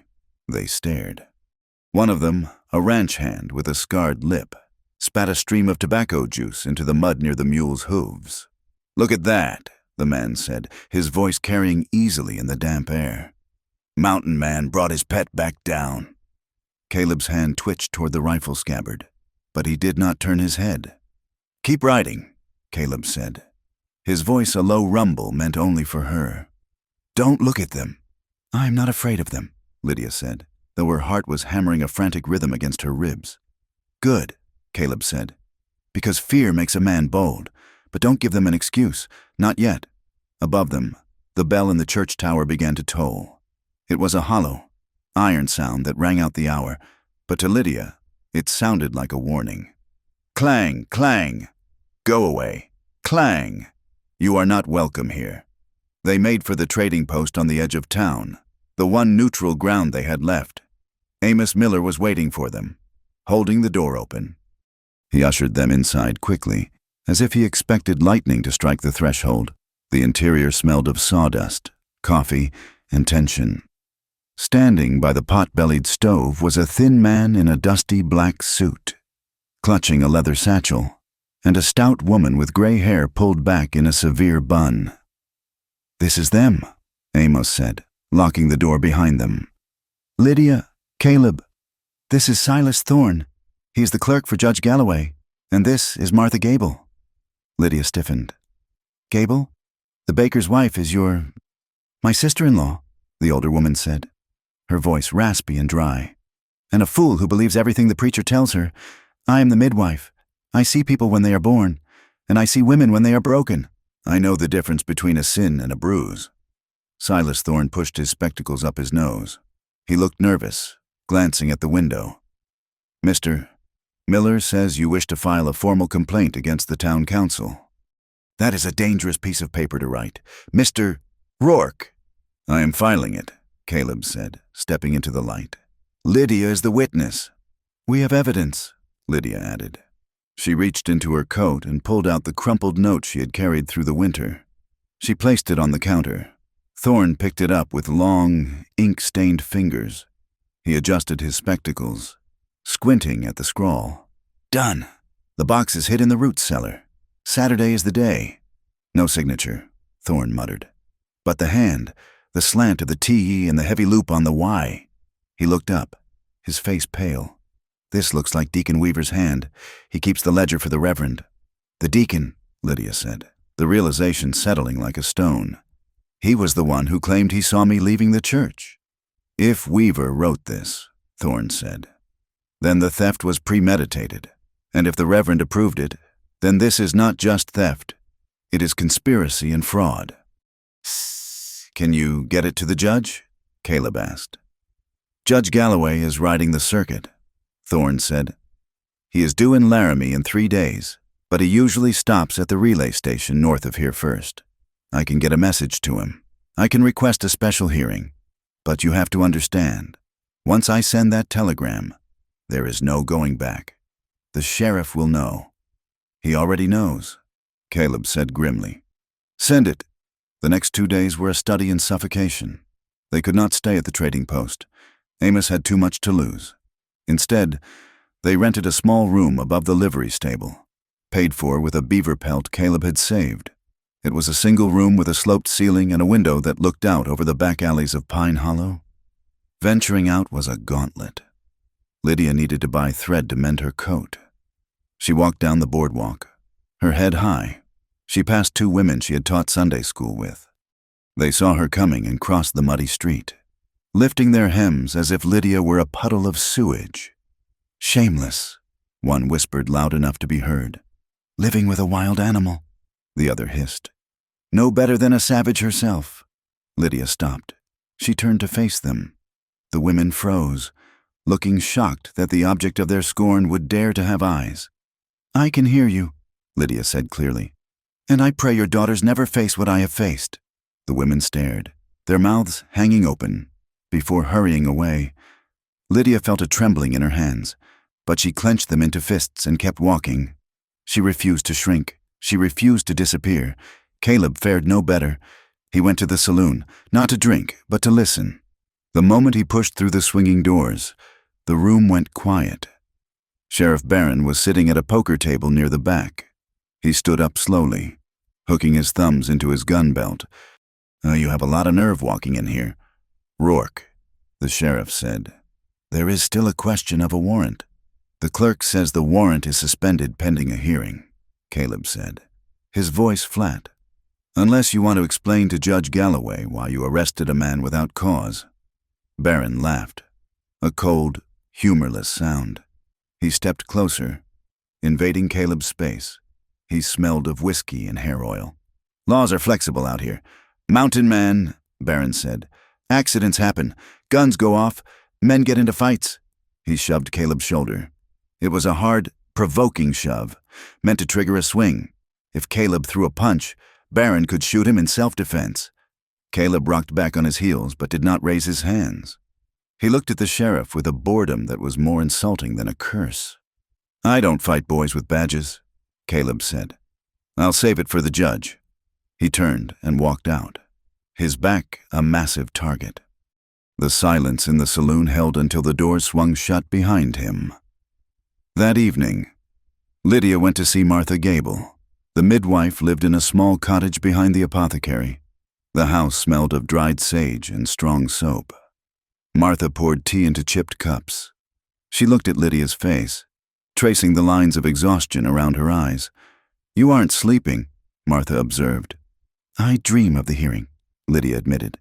"I dream that I open my mouth to speak, and no sound comes out."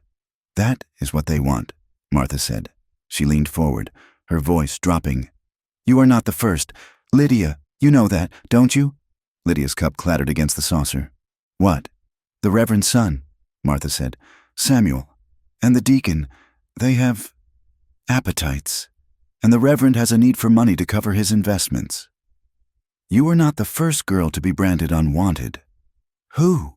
Lydia whispered. "Sarah Miller, the Smith's daughter. 2 years ago, they said she ran off with a drummer. She didn't.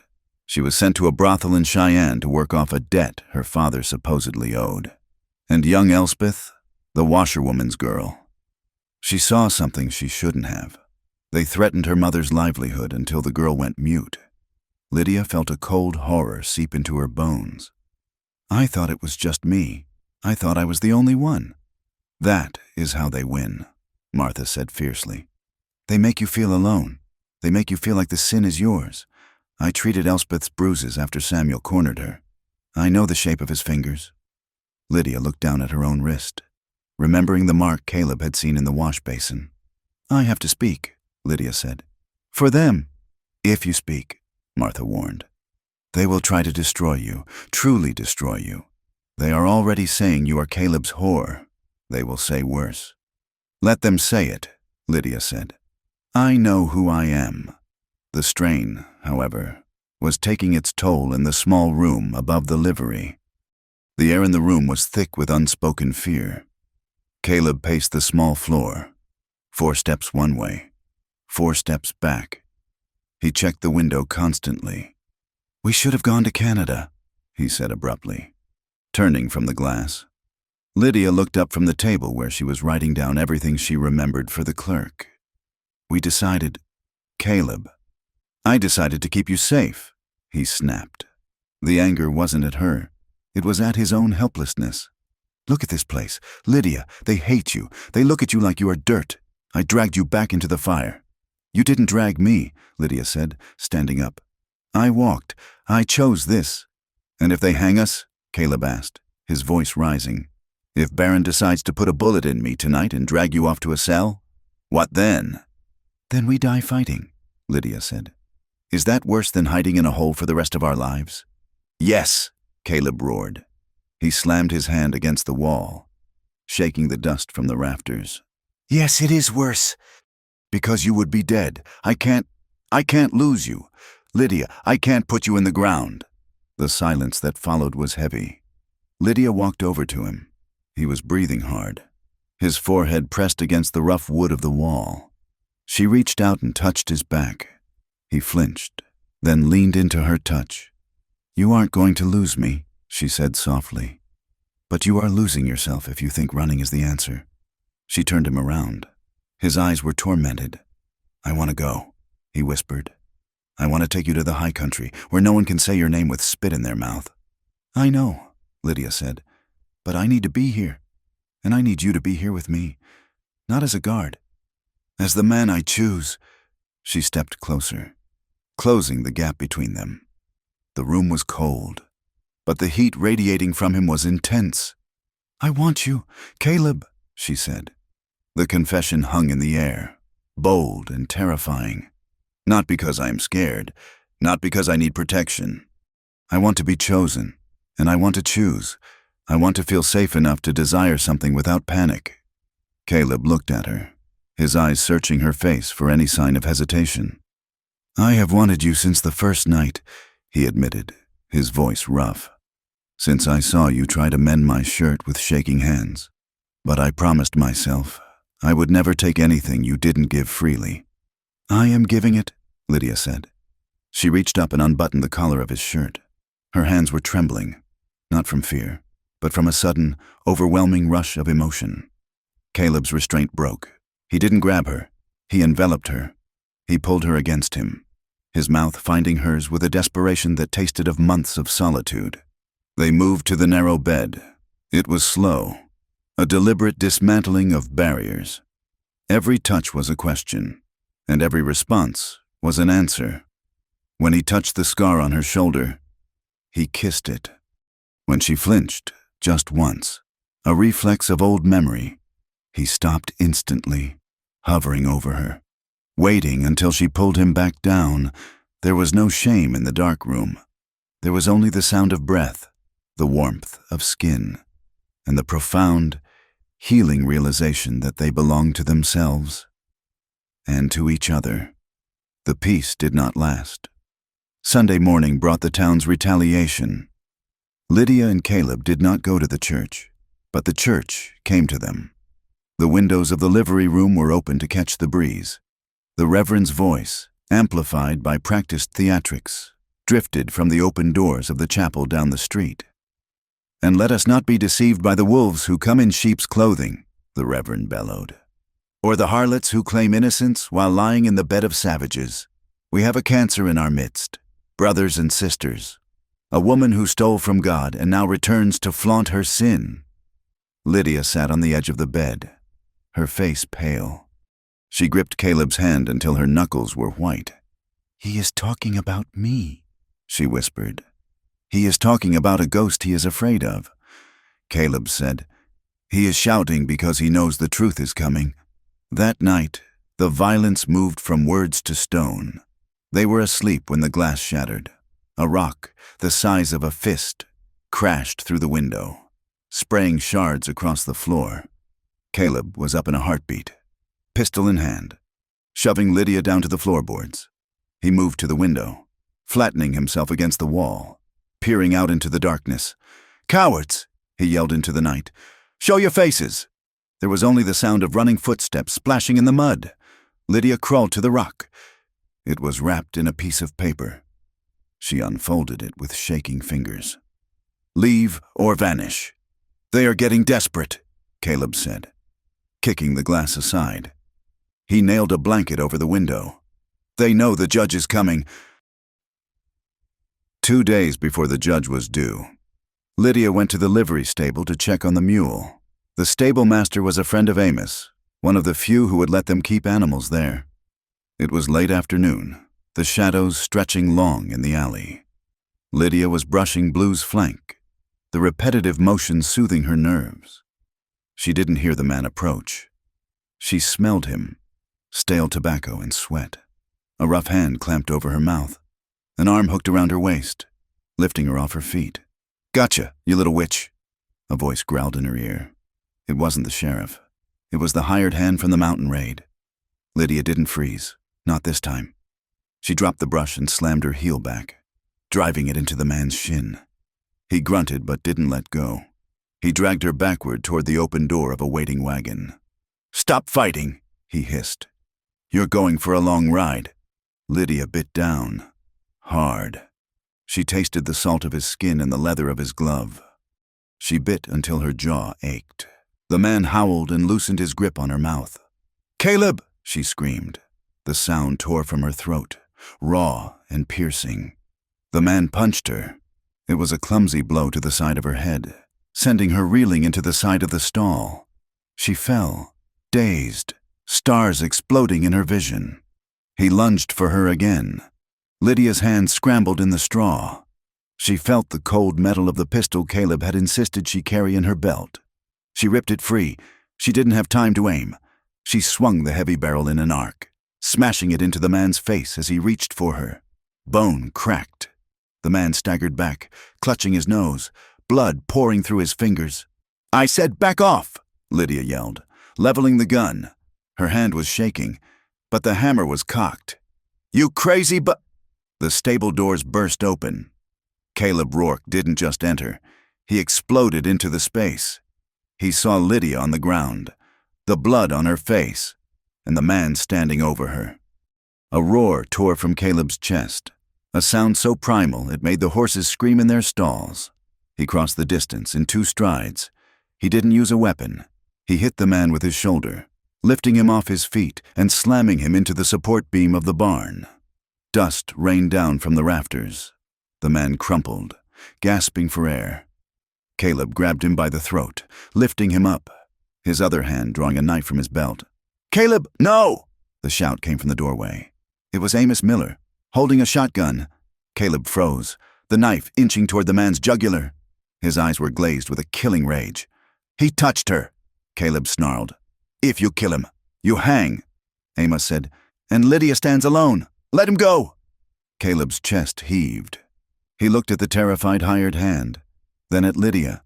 She was standing now, leaning against the stall, the pistol lowered. She nodded, her eyes wide. Caleb released his grip. The man dropped to the dirt, coughing and retching. "Run," Caleb said. "Tell Baron that if he sends another dog, I will send back a carcass."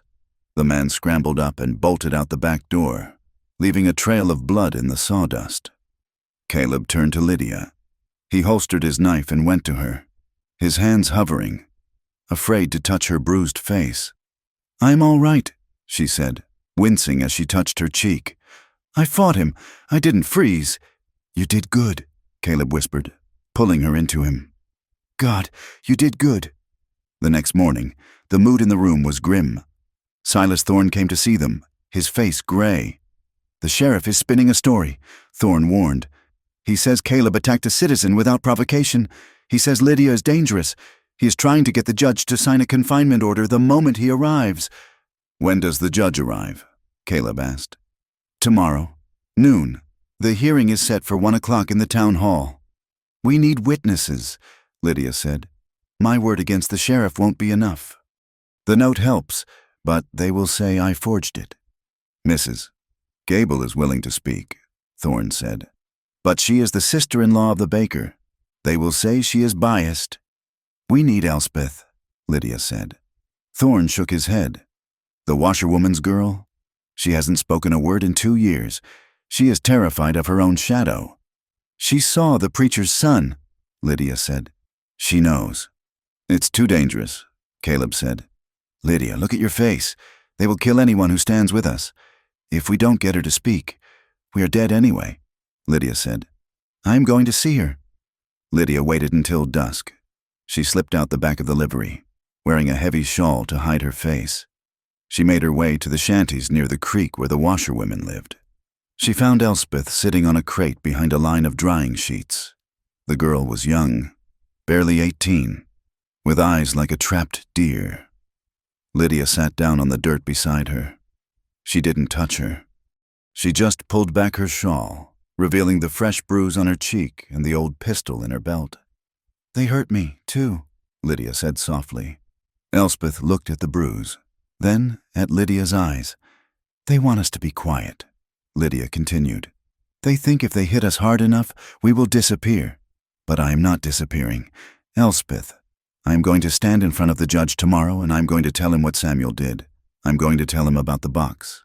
I am going to tell him about the cabin." Elspeth's lip trembled. "I need you to stand with me," Lydia said. "Not for me, for yourself. Because if we don't stop them, they will do it to the next girl, and the next." Elspeth opened her mouth. No sound came out. She closed her eyes, tears squeezing out. Then she nodded. A single, sharp jerk of her chin. That night, back in the room, Caleb sat cleaning his pistol. He did it methodically, over and over. I looked at that man in the barn, Caleb said quietly. And I wanted to open his throat. I wanted to watch the light go out of his eyes. He looked up at Lydia. I have killed men before. Lydia, in the war, on the trail. But this is different. The darkness in me, it's hungry. I am willing to burn this whole town to the ground to keep you safe, and that scares me. Lydia walked over to him. She took the gun from his hands and set it on the table. She took his face in her hands. You are angry, she said. You have a right to be, but you are not them. They use violence to take. You use it to protect. She kissed his forehead.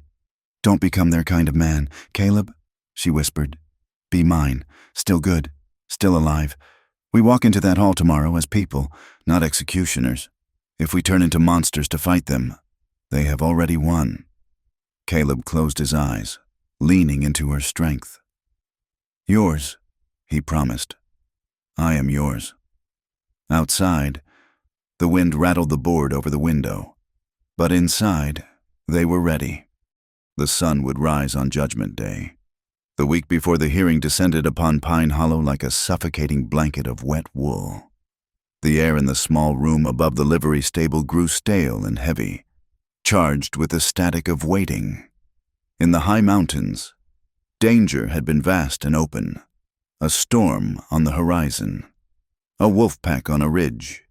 Here, danger was compressed into narrow alleys, whispered conversations behind hands, and the feeling of eyes watching from every darkened window. Caleb Rourke and Lydia Hart slept in shifts. When Caleb slept, his pistol lay within an inch of his hand, his breathing shallow and alert. When Lydia slept, she thrashed in the grip of nightmares where the walls of the room shrank until they crushed her. They trusted no footstep on the boardwalk below.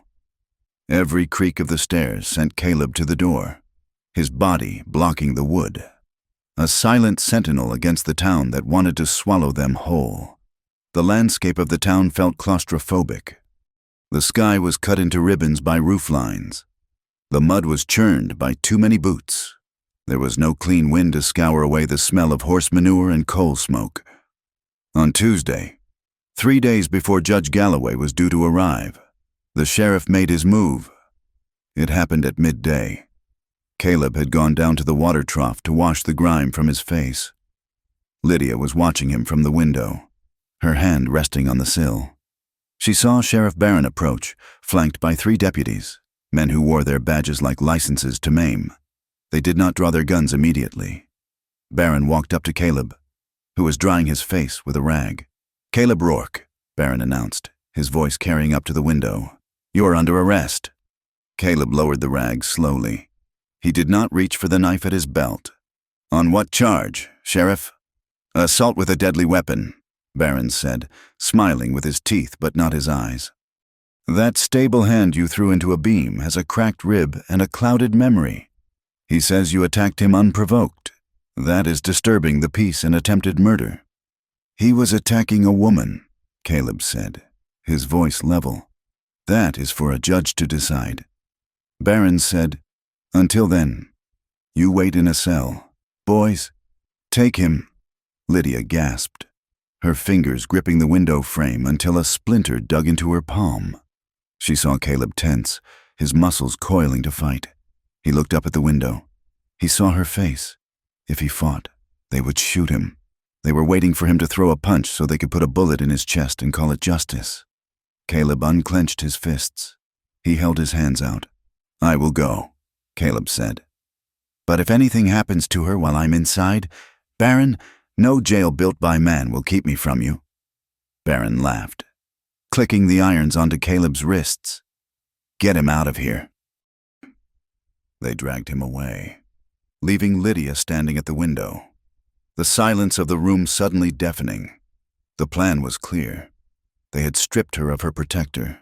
They wanted her alone, terrified, and silent before the judge arrived. Lydia did not hide. The old Lydia, the schoolteacher's daughter who sewed in the back room and kept her eyes on the floor, might have bolted the door and wept. The woman who had survived a mountain winter put on her coat, checked the load in her pistol, and walked out the door. She walked straight to the jailhouse. The street was a gauntlet. Men leaned against posts, smirking as she passed. "Where's your bear now, girl?" one called out. "Looks like the mountain whore is lost." Another jeered. Lydia looked straight ahead. Her chin lifted so high her neck ached. She marched up the steps of the jail and pushed open the heavy door. Deputy Hatcher was sitting at the desk, his feet up, whittling a stick. He looked up, his face darkening as he recognized the woman who had held a rifle on him. "I am here to see him," Lydia said. "Prisoners don't get visitors." Hatcher sneered. "The law says a prisoner is allowed counsel and visitation before a hearing," Lydia said, her voice steady. "Unless you want me to add violation of prisoner rights to the list of complaints I am handing Judge Galloway the moment he steps off his coach." Hatcher hesitated. He knew the judge was coming. He knew Galloway had a reputation for hanging lawmen who broke the rules. He spat into a spittoon and tossed a heavy ring of keys on the desk. "5 minutes," he grunted. "Don't pass him nothing." Lydia walked back to the cells. There were 2 iron cages. Caleb was in the far one, sitting on a cot that was little more than a plank. He stood up when he saw her. He came to the bars, his large hands gripping the cold iron. "Lydia," he breathed. "You shouldn't be here. It isn't safe." "I am not leaving you," she said, stepping close until her chest bumped the bars. "They think this will break me. They think if you are gone, I will turn into a ghost and fade away." "Baron wants you scared," Caleb said. His eyes searched her face, hungry for the sight of her. "He wants you to stutter when you speak to the judge." "I won't stutter," Lydia promised. She reached through the bars. She couldn't hug him, so she placed her palms against his cheeks. His beard was rough, his skin warm. He leaned into her touch, closing his eyes. "I'm going to get you out," she whispered. "Just stay alive," Caleb said, opening his eyes. They were dark and fierce. "That is all I care about. The hearing, the town, the reputation. Burn it all. Just stay alive." "We are going to win," Lydia said. "I am not just surviving anymore. Caleb, I am fighting." They stood there for a long moment, separated by iron but connected by a current of shared strength that was more intimate than any touch they had shared in the bed. It was the intimacy of soldiers in a trench. "5 minutes is up," Hatcher yelled from the front room. Lydia pulled her hands back. "I love you," she said. The words came out simple and hard, like stones. Caleb looked at her, and for a moment, the bars seemed to vanish. "I love you," he answered. "Now go, lock your door." The Allies mobilized with the quiet efficiency of an underground river. Amos Miller, the trading post owner, spent his days visiting the other merchants. He didn't make speeches. He simply pointed out the economics of corruption. "Sheriff taxes your shipments," Amos told the blacksmith. "The preacher demands a tithe on goods he doesn't bless. If we let them crush this girl, they will know they can crush any of us." "Who is next? Your daughter? My wife?" Slowly, the sentiment in town began to shift. It wasn't open rebellion, but the nods were less friendly when the sheriff walked by.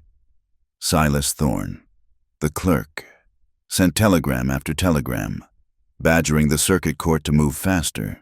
He found obscure precedents in dusty law books, preparing a defense for Caleb that would turn the assault charge into a joke. But it was Martha Gable, the midwife, who brought the darkest truth to light. 2 nights before the hearing, Martha came to the livery room. She brought a loaf of bread and a face grim with news. "I have been talking to the women," Martha said, sitting heavily on the single chair. "The ones who were sent away." "Sent away where?" Lydia asked. Pouring tea. "Most were sent to the city," Martha said. "To brothels. The preacher has a cousin in Denver who runs a house. He gets a fee for every fallen woman he sends to be rehabilitated. But some were sent to cabins like yours." Lydia went cold. "Like mine?" "Remote places," Martha said. "Far from the roads. Places where a woman alone has no value but what a man can take from her. You weren't sent to Caleb's cabin to work off a debt. Lydia, you were sent there to disappear. They expected the winter to kill you, or for Caleb to use you and discard you. Either way, you were never meant to come back down that mountain." Lydia stared at the flickering candle. She felt a nausea rise in her throat. It wasn't just prejudice. It was trafficking. It was murder by geography. "They sold me," Lydia whispered. "To the cold. And now you have returned," Martha said. "You are the one thing they never planned for. A survivor." The desperation of the town council manifested the next afternoon in the form of a silk dress and a velvet hat. Mrs. Higgins, the preacher's wife, intercepted Lydia as she was leaving the livery. Mrs. Higgins was a woman who wore her piety like armor, but today her face was pale and sweating. "Miss Hart," she said, her voice tight. "A word." She pulled Lydia into the narrow space between the stable and the dry goods store. She reached into her reticule and pulled out a thick envelope. "This is $200. "Mrs." Higgins said, shoving the envelope toward Lydia. "And a ticket on the afternoon stage to St. Louis. It leaves in 1 hour." Lydia looked at the money. It was more than she could earn in 5 years. It was freedom. It was a new life where no one knew her name. "Why?" Lydia asked. "My husband is concerned for your welfare." "Mrs." Higgins said, her eyes darting around. "He feels the town has been unkind. He wants you to have a fresh start. Go to St. Louis. Find a husband. Forget Pine Hollow." Lydia looked at the woman's trembling hands. She realized then that the preacher didn't send the money out of charity. He sent it out of terror. "He is afraid," Lydia said. "He knows what I'm going to say tomorrow." "Take the money, Mrs." Higgins hissed. "You can't win against them. They will destroy you. Please take it and go. For your own sake." Lydia felt the temptation. It was a warm, golden tug. To run, to escape the stares, the danger, the terrifying prospect of standing in a courtroom. Then she thought of Caleb in his cell. She thought of Elspeth, silenced by fear. She thought of the women in the brothels in Denver. Lydia pushed the envelope back. "I am not for sale, Mrs. Higgins," Lydia said. "And neither is the truth. Tell your husband to save his money for a lawyer." She turned and walked away, leaving the preacher's wife staring at the mud. The day of the hearing dawned gray and blustery, the wind whipping the flags on Main Street.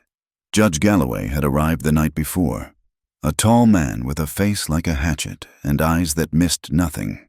He had ordered the town hall cleared for the proceedings, as the courthouse was too small for the crowd that had gathered. The entire town was there. Miners, ranchers, shopkeepers, and wives packed the benches. They were hungry for spectacle, for blood. Lydia sat at a small table near the front. She wore her best dress, the gray wool she had mended 100 times. Her hair was pulled back tight. She sat alone. Caleb was still in the cell. The sheriff refused to bring him out until ordered by the judge. Reverend Higgins sat on the other side, flanked by Samuel Clay and Sheriff Barron. The preacher looked confident, his Bible resting on the table like a weapon. Samuel looked bored, picking at his fingernails. "All rise," Silas Thorne bellowed. Judge Galloway entered, his black robe sweeping the floor. He sat behind the high desk and surveyed the room.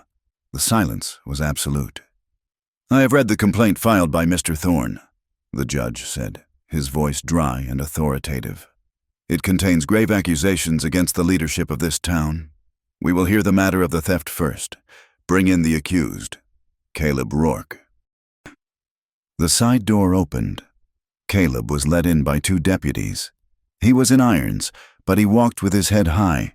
He looked at Lydia, a brief, burning glance that gave her the strength to breathe. The proceedings began. Silas Thorne presented the ledger.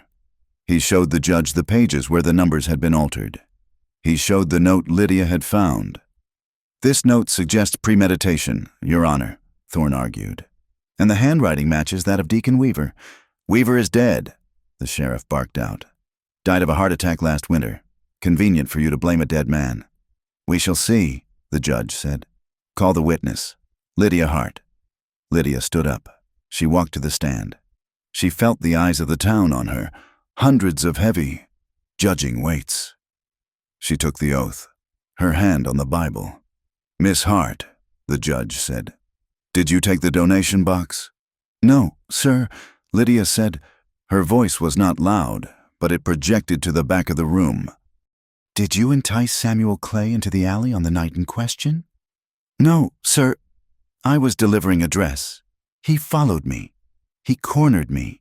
He tried to force himself on me." A murmur ran through the crowd. Samuel Clay jumped up. "She is lying. She begged for it. She is a whore who lives with a savage." "Sit down, Mr. Clay," the judge slammed his gavel, "or I will hold you in contempt." Lydia turned to look at Samuel. She didn't scream. She didn't cry. She looked at him with a cool, detached pity. "He tore my dress," Lydia stated simply. "He bruised my arm. I struck him with my parasol to escape. If I had wanted his attention, I would not have had to fight for my life to get away from it." Her calmness unnerved them. They wanted hysteria. They wanted a weeping woman they could dismiss. Instead, they got a witness who spoke in facts. "Call Martha Gable," Thorne said. The midwife took the stand. She was nervous, twisting her handkerchief, but she looked at the preacher and found her anger. "I treated Lydia's arm," Martha testified. "The bruises were shaped like fingers, heavy fingers. And she is not the first. I treated Elspeth. I treated Sarah Miller before she was sent away. They all had the same marks, and they all had the same story. Samuel Clay, or the deacon, or men the sheriff protects." The room erupted. People were shouting. The preacher stood up, his face purple. "This is blasphemy! This woman is a bitter spinster spreading lies." "Sit down, Reverend," Judge Galloway roared. He turned his eyes to Samuel Clay. "Mr. Clay, step forward." Samuel walked to the front. He looked less bored now. He looked sweaty. "Mr. Clay," the judge said softly, "you say Miss Hart tempted you? How?" She looked at me," Samuel stammered. "She walked in a way. You know how they are." "I do not know how they are," the judge said coldly. "Explain it to me." "She wanted money," Samuel shouted, cracking under the pressure. "She owed everyone. She thought if she let me touch her, I'd pay her bills. But she got greedy. She tried to steal the box when I wouldn't pay." "So you admit you touched her?" the judge asked. Samuel froze. She let me." "Lydia Hart says she fought you," the judge said. "And the midwife says she had defensive bruises. That sounds like a woman who said no." Samuel's face twisted into a mask of ugly entitlement. "Who cares what she said? She is a nobody. My father owns this town. She is just a seamstress." The silence that followed was total. Samuel had just admitted that his power mattered more than her consent. "The law cares, Mr. Clay," the judge said. He turned to the sheriff. "Sheriff Barron, release Mr. Rourke. I want this boy in custody." Barron stood there, his hand on his gun. He looked at the preacher. He looked at the angry crowd, which was turning on him. He saw his control slipping away like sand. "No," Barron said. "Excuse me?" the judge said. "This court has no authority here." Barron shouted. "This is my town. Deputy, remove the girl. She is hysterical. Get her out." A deputy lunged for Lydia. Caleb, who had been standing by the defense table, snapped the chain of his handcuffs against the deputy's face. The man went down. "Lydia!" Caleb shouted. The courtroom exploded into chaos. From outside, a gunshot cracked, loud and booming. It was a signal. "Fire!" someone screamed. "The bank is on fire!" Panic seized the crowd. People stampeded toward the doors. In the confusion, Sheriff Barron grabbed the ledger from the clerk's table. He shoved Silas Thorne to the ground and bolted for the side exit. "He has the book!" Thorne yelled. "He is going to destroy the evidence!" Caleb grabbed the keys from the unconscious deputy's belt and unlocked his cuffs in one smooth motion. He looked for Lydia. She was already moving. She had grabbed the deputy's dropped pistol, but she tossed it aside. It was too heavy. She saw Barron running toward the back of the church. "Caleb!" she yelled. "The creek!" They burst out of the town hall into the muddy street. Smoke was rising from a barrel of tar set on fire near the bank. A crude distraction. They sprinted through the alley. Barron was ahead of them, splashing through the muck. clutching the ledger to his chest.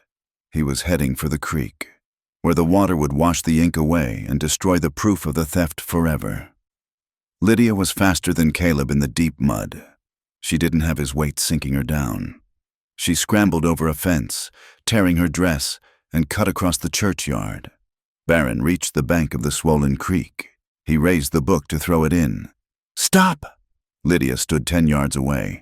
She had snatched her own Winchester from the saddlebag on Blue, who was tied at the hitching rail behind the church. She leveled the rifle. Barron froze. He turned slowly. He saw the woman he had called a victim, a whore, a nobody. She was covered in mud, her hair wild, her chest heaving, and the barrel of the rifle was steady as a rock. "Put the book down," Lydia said. "You won't shoot." Barron sneered. "You are a girl." "I am a mountain woman," Lydia corrected. "And I don't miss." Barron's eyes flicked to his own gun. He started to draw.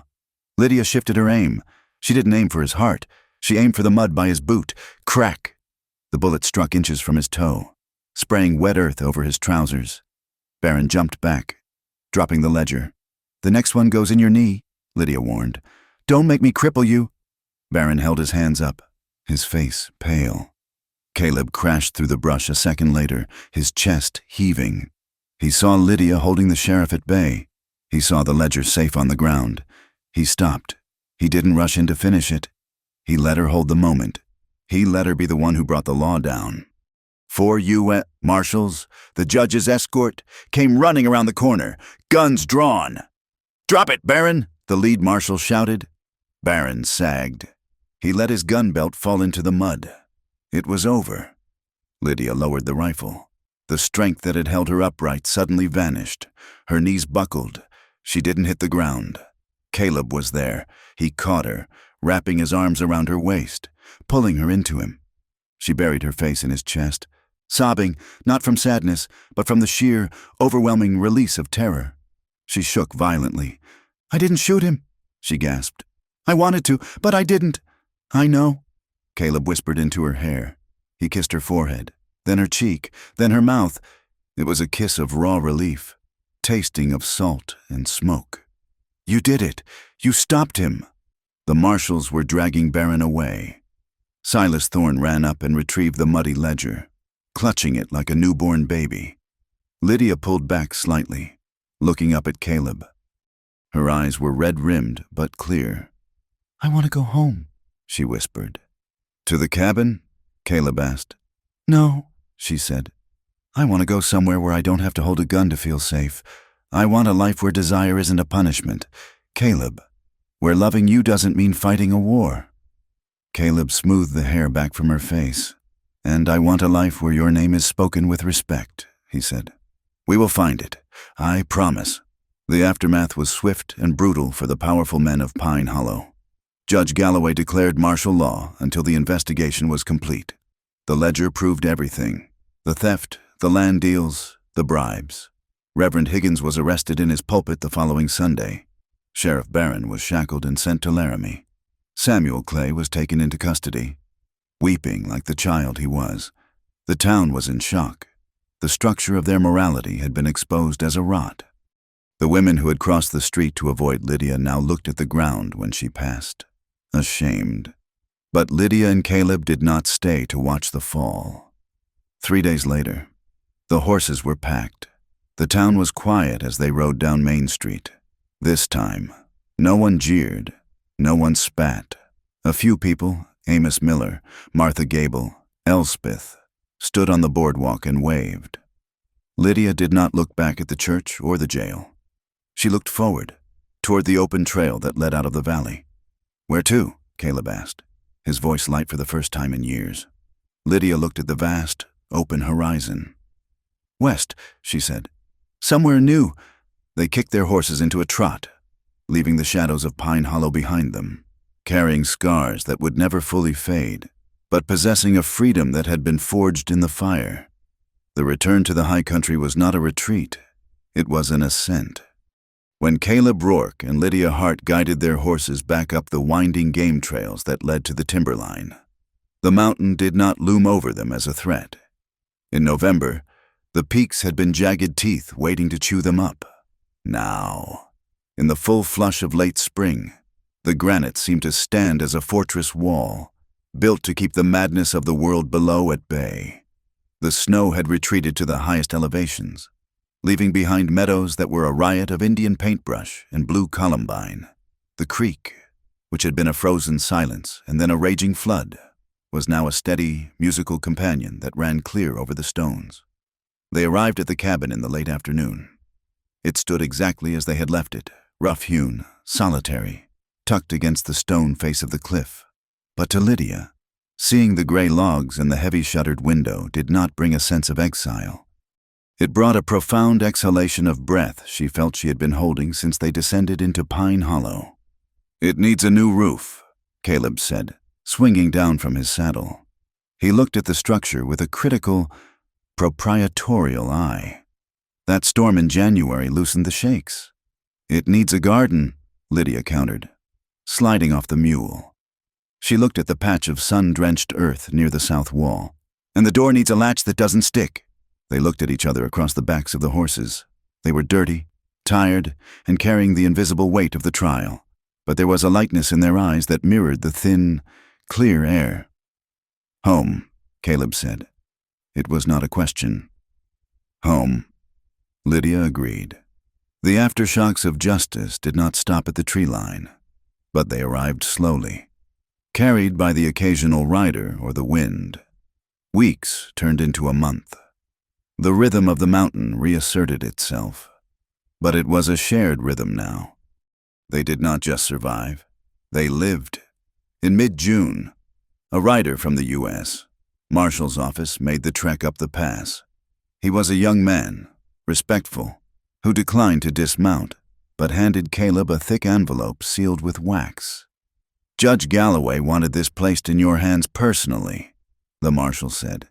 "He said to tell you the investigation is ongoing. The preacher has been removed from his pulpit. The church council is dissolved. They are finding money hidden in floorboards all over town." Caleb nodded, taking the envelope. "And Barron, state penitentiary," the marshal said. 10 years hard labor. He won't be wearing a badge again." The marshal tipped his hat to Lydia, a gesture of genuine respect, not the mocking courtesy she had known in town, and rode back down. That evening, by the light of the oil lamp, Lydia opened the envelope. Inside was a document stamped with the territorial seal. It was an official exoneration. "The charges of larceny against Lydia Hart are hereby dismissed with prejudice. The court acknowledges her status as a victim of conspiracy and extortion." It was just paper. It was ink and pulp. It could not undo the bruises on her arm or the nights she had spent shivering in fear. But as Lydia ran her fingers over the raised seal, she felt a heavy stone lift from her chest. "It is official," she said softly. "I am not a thief." Caleb was whittling by the fire. He stopped and looked at her. "You never were, but now the world knows it." He took the paper from her and placed it on the mantel, weighting it down with a river stone. It wasn't a trophy, it was a boundary marker. It stated that the lies stopped here. Healing, however, was not as tidy as a court document. The trauma of the winter and the trial lived in their bodies, a shadow that moved when they moved. It appeared in small, sharp moments that shattered the peace. One evening, Caleb dropped a heavy iron skillet onto the hearthstone. The clang was loud, metallic, and sudden. Lydia, who was sewing at the table, didn't just jump. She gasped, her body seizing up, her hands flying to protect her face. It was the reflex of a woman expecting a blow. The silence that followed was terrible. Caleb stood frozen, looking at her cowering posture. Lydia slowly lowered her hands, her face flushing with a mix of shame and frustration. "I'm sorry," she whispered. "I know it was just a pan." Caleb crossed the room. He didn't touch her immediately. He knelt down so he was lower than her, reducing his size. "Don't apologize," he said gently. "It is the memory. It has a long tail." "I hate it," Lydia said, her voice shaking. "I hate that they are still here, in my head. I want them gone." "We name it," Caleb said. "When the dreams come, or the flinch comes, we name it. We say, that is the past." and we wait for it to pass. Caleb had his own ghosts. He still woke in the dead of night, his skin cold, reaching for a wife and child who were not there. He would sit on the edge of the bed, his breathing ragged, convinced for a terrifying second that the cabin was silent because everyone he loved was dead. Lydia learned to recognize the shift in his breathing. She would reach out from under the quilt and place her hand flat on his back, between his shoulder blades. She wouldn't speak. She would just anchor him. "I am here. You are not alone." The fire is lit. Slowly, the flinches became fewer. The nightmares lost their teeth. They learned that healing was not about forgetting. It was about remembering without being destroyed. As summer deepened, they turned their energy to the cabin. It was time to stop patching a shelter and start building a home. They felled trees in the timber, Caleb swinging the axe with a rhythm that echoed off the cliffs, Lydia stripping the bark with a draw knife. They decided to add a room, a proper space for washing and storage, so the main room could be for living. The work was hard, sweating labor, but it was joyful. Every log they lifted into place was a declaration of permanence. Lydia found a patch of soil on the south side of the cabin that wasn't pure granite.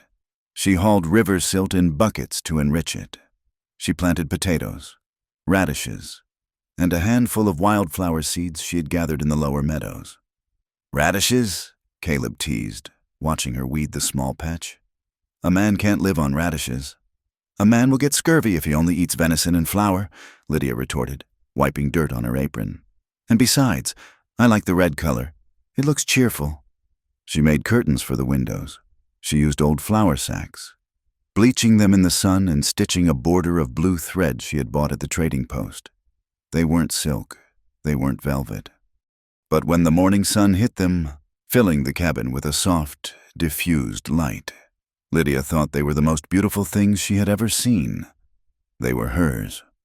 One rainy afternoon in July, Lydia came inside from gathering wood to find Caleb sitting on his bench, working on a piece of pine with his fine chisels. He was shaping something curved, hollow. She watched him for a moment, the shavings curling onto the floor. It was a rocker, a cradle rocker. The air in the room went still. Caleb stopped carving. He didn't look up. "I am not assuming anything," he said, his voice gruff. "And I am not asking for anything, but the wood was good, straight grain." Lydia walked over to him. She looked at the cradle. It was small, delicate, carved with a care that spoke of a heart breaking open. Caleb had lost a child in this cabin.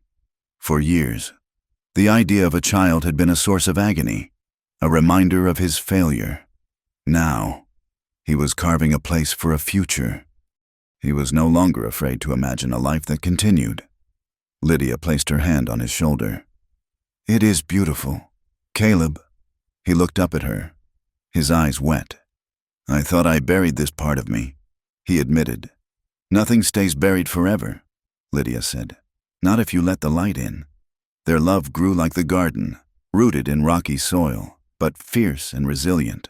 The desperate, clinging intimacy of the flight from Pine Hollow settled into something deeper, warmer, and infinitely more satisfying.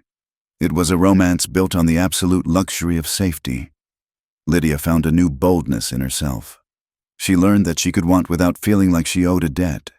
She initiated affection, coming up behind him while he washed dishes to wrap her arms around his waist, pressing her face into his back.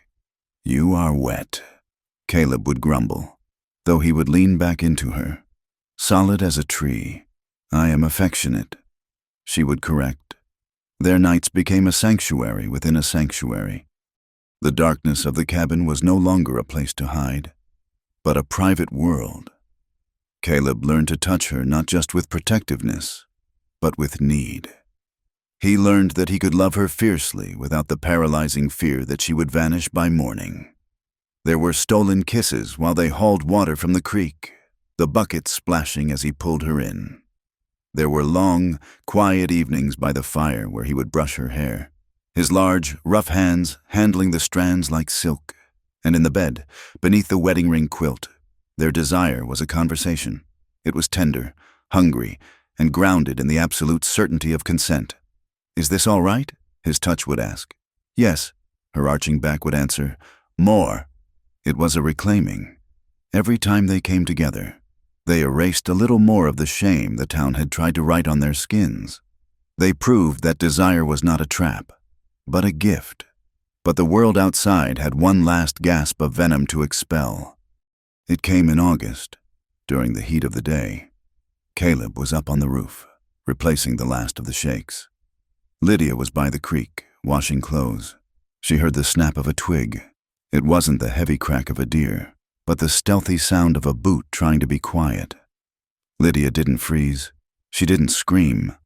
She reached into her laundry basket and pulled out the pistol she still kept wrapped in a towel. She moved behind the cover of a large boulder. She peered out. A man was moving through the trees. He was dirty, unshaven, and he carried a rifle. She recognized him. It was one of Barron's former deputies, a man named Skinner who had fled before the marshals arrived. He looked gaunt, desperate, and his eyes were fixed on the cabin roof where Caleb's back was turned. He was hunting. Lydia felt a cold rage wash over her. Not fear, rage. This man had come to her home to bring death back to her doorstep. She could have shot him. She had the angle. She had the skill now. But she remembered her promise to Caleb. "Don't become their kind of man." She whistled, a sharp, piercing sound that cut through the air. Skinner spun around, his rifle swinging toward the creek. "Caleb!" Lydia shouted. 3 o'clock! The timber!" Caleb didn't look. He rolled. He slid down the steep pitch of the roof, dropping off the backside, disappearing from Skinner's sight line. Skinner panicked. He was exposed. He ran toward the corner of the cabin, trying to find cover. Lydia moved. She flanked him, keeping the boulder between them. Skinner rounded the corner of the cabin and ran straight into Caleb Rourke. Caleb didn't have a gun. He had a hammer, but he didn't swing it. He stepped inside Skinner's guard, grabbed the barrel of the rifle with one hand, and drove his shoulder into the man's chest. Skinner went down hard. The wind knocked out of him.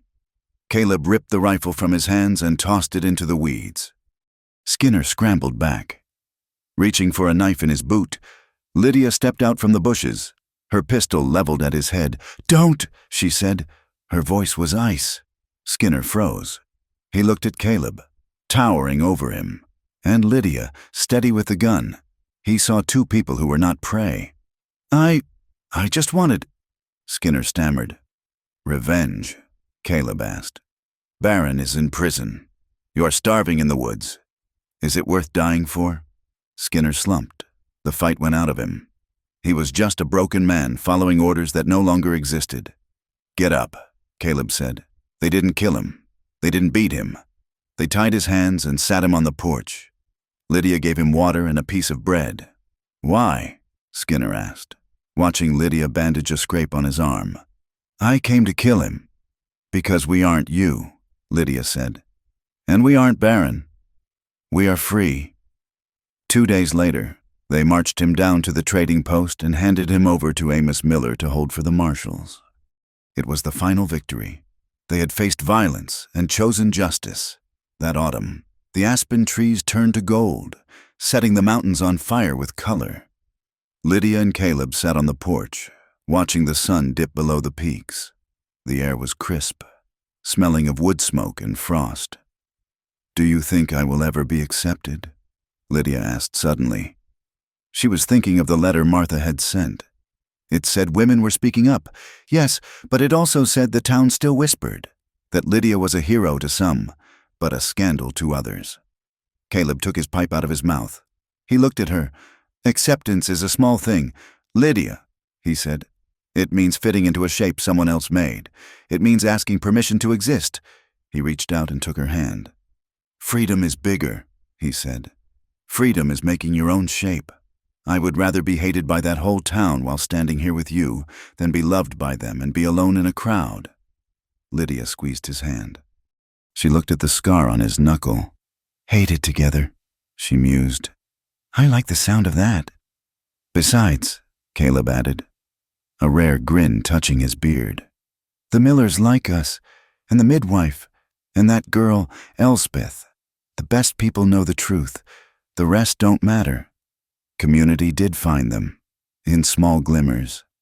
Amos Miller rode up with supplies before the first snow, bringing a bolt of flannel for Lydia and a bag of sugar. Martha sent another letter, telling Lydia that Elspeth had found a job at the trading post and was learning to read. Lydia realized she hadn't just saved herself. Her refusal to be silent had kicked open a door for others. The final resolution came on a day when the wind was howling out of the north, a true winter gale arriving early. Lydia felt the need to go up, to the high ridge above the cabin. She put on her coat and wrapped a scarf around her head. She climbed the rocky slope until she stood on the spine of the mountain.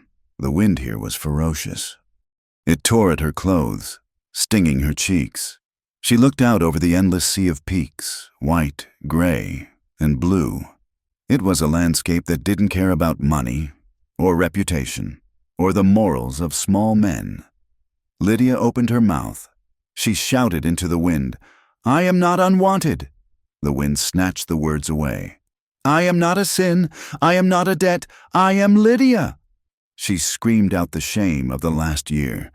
She screamed out the memory of Samuel's hands, the preacher's voice, the sheriff's eyes. She let the wind scour her clean. She felt a hand on her shoulder. Caleb was there. He didn't tell her to hush. He stood beside her, bracing himself against the gale. "Tell them," Caleb roared into the canyon. "Tell them all to go to hell." Lydia laughed. It was a wild, free sound. She grabbed his hand. "We are here," she shouted. "And we are staying."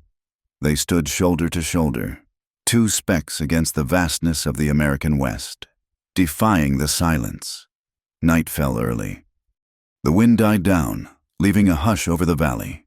Inside the cabin, the fire was banking low, casting a warm, orange glow against the log walls. The new curtains were drawn. The smell of stew and coffee filled the air. Lydia sat in the rocking chair, her feet tucked under her. Caleb sat on the rug near the hearth, oiling his boots. There was no need for words. The silence was not empty. It was full. It was filled with the knowledge that the larder was full.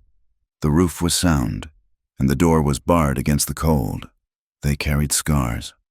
Lydia still checked the horizon when she went outside. Caleb still checked the load in his rifle before he slept. They would always be watchful. They would always be survivors. But they were no longer alone. Caleb looked up from his work. He caught Lydia's eye. He smiled, a slow, easy expression that reached his eyes. Lydia smiled back. She reached out and touched the side of his face. Outside, the snow began to fall, blanketing the pass in white. But inside, the firelight danced in the window, framing the silhouettes of a man and a woman moving close to one another, safe in a world they had built with their own hands, a world that could not reach them as easily anymore. Thank you for listening to Town Sent Unwanted Maiden to Mountain Man's Cabin. What he saw in her changed everything. It has been a journey through the hardship, resilience, and redeeming love of the American frontier. I would love to know where you are listening from today. Please leave a comment below and share your location. If this story touched you, or if you enjoy tales of the Wild West that explore the grit and heart of history, please subscribe to From Wild West. Share your thoughts on Lydia and Caleb's journey in the comments in English. Did their justice feel earned? What did you think of their choice to return to the mountains? I look forward to reading your reflections. Until the next story, keep the fire lit.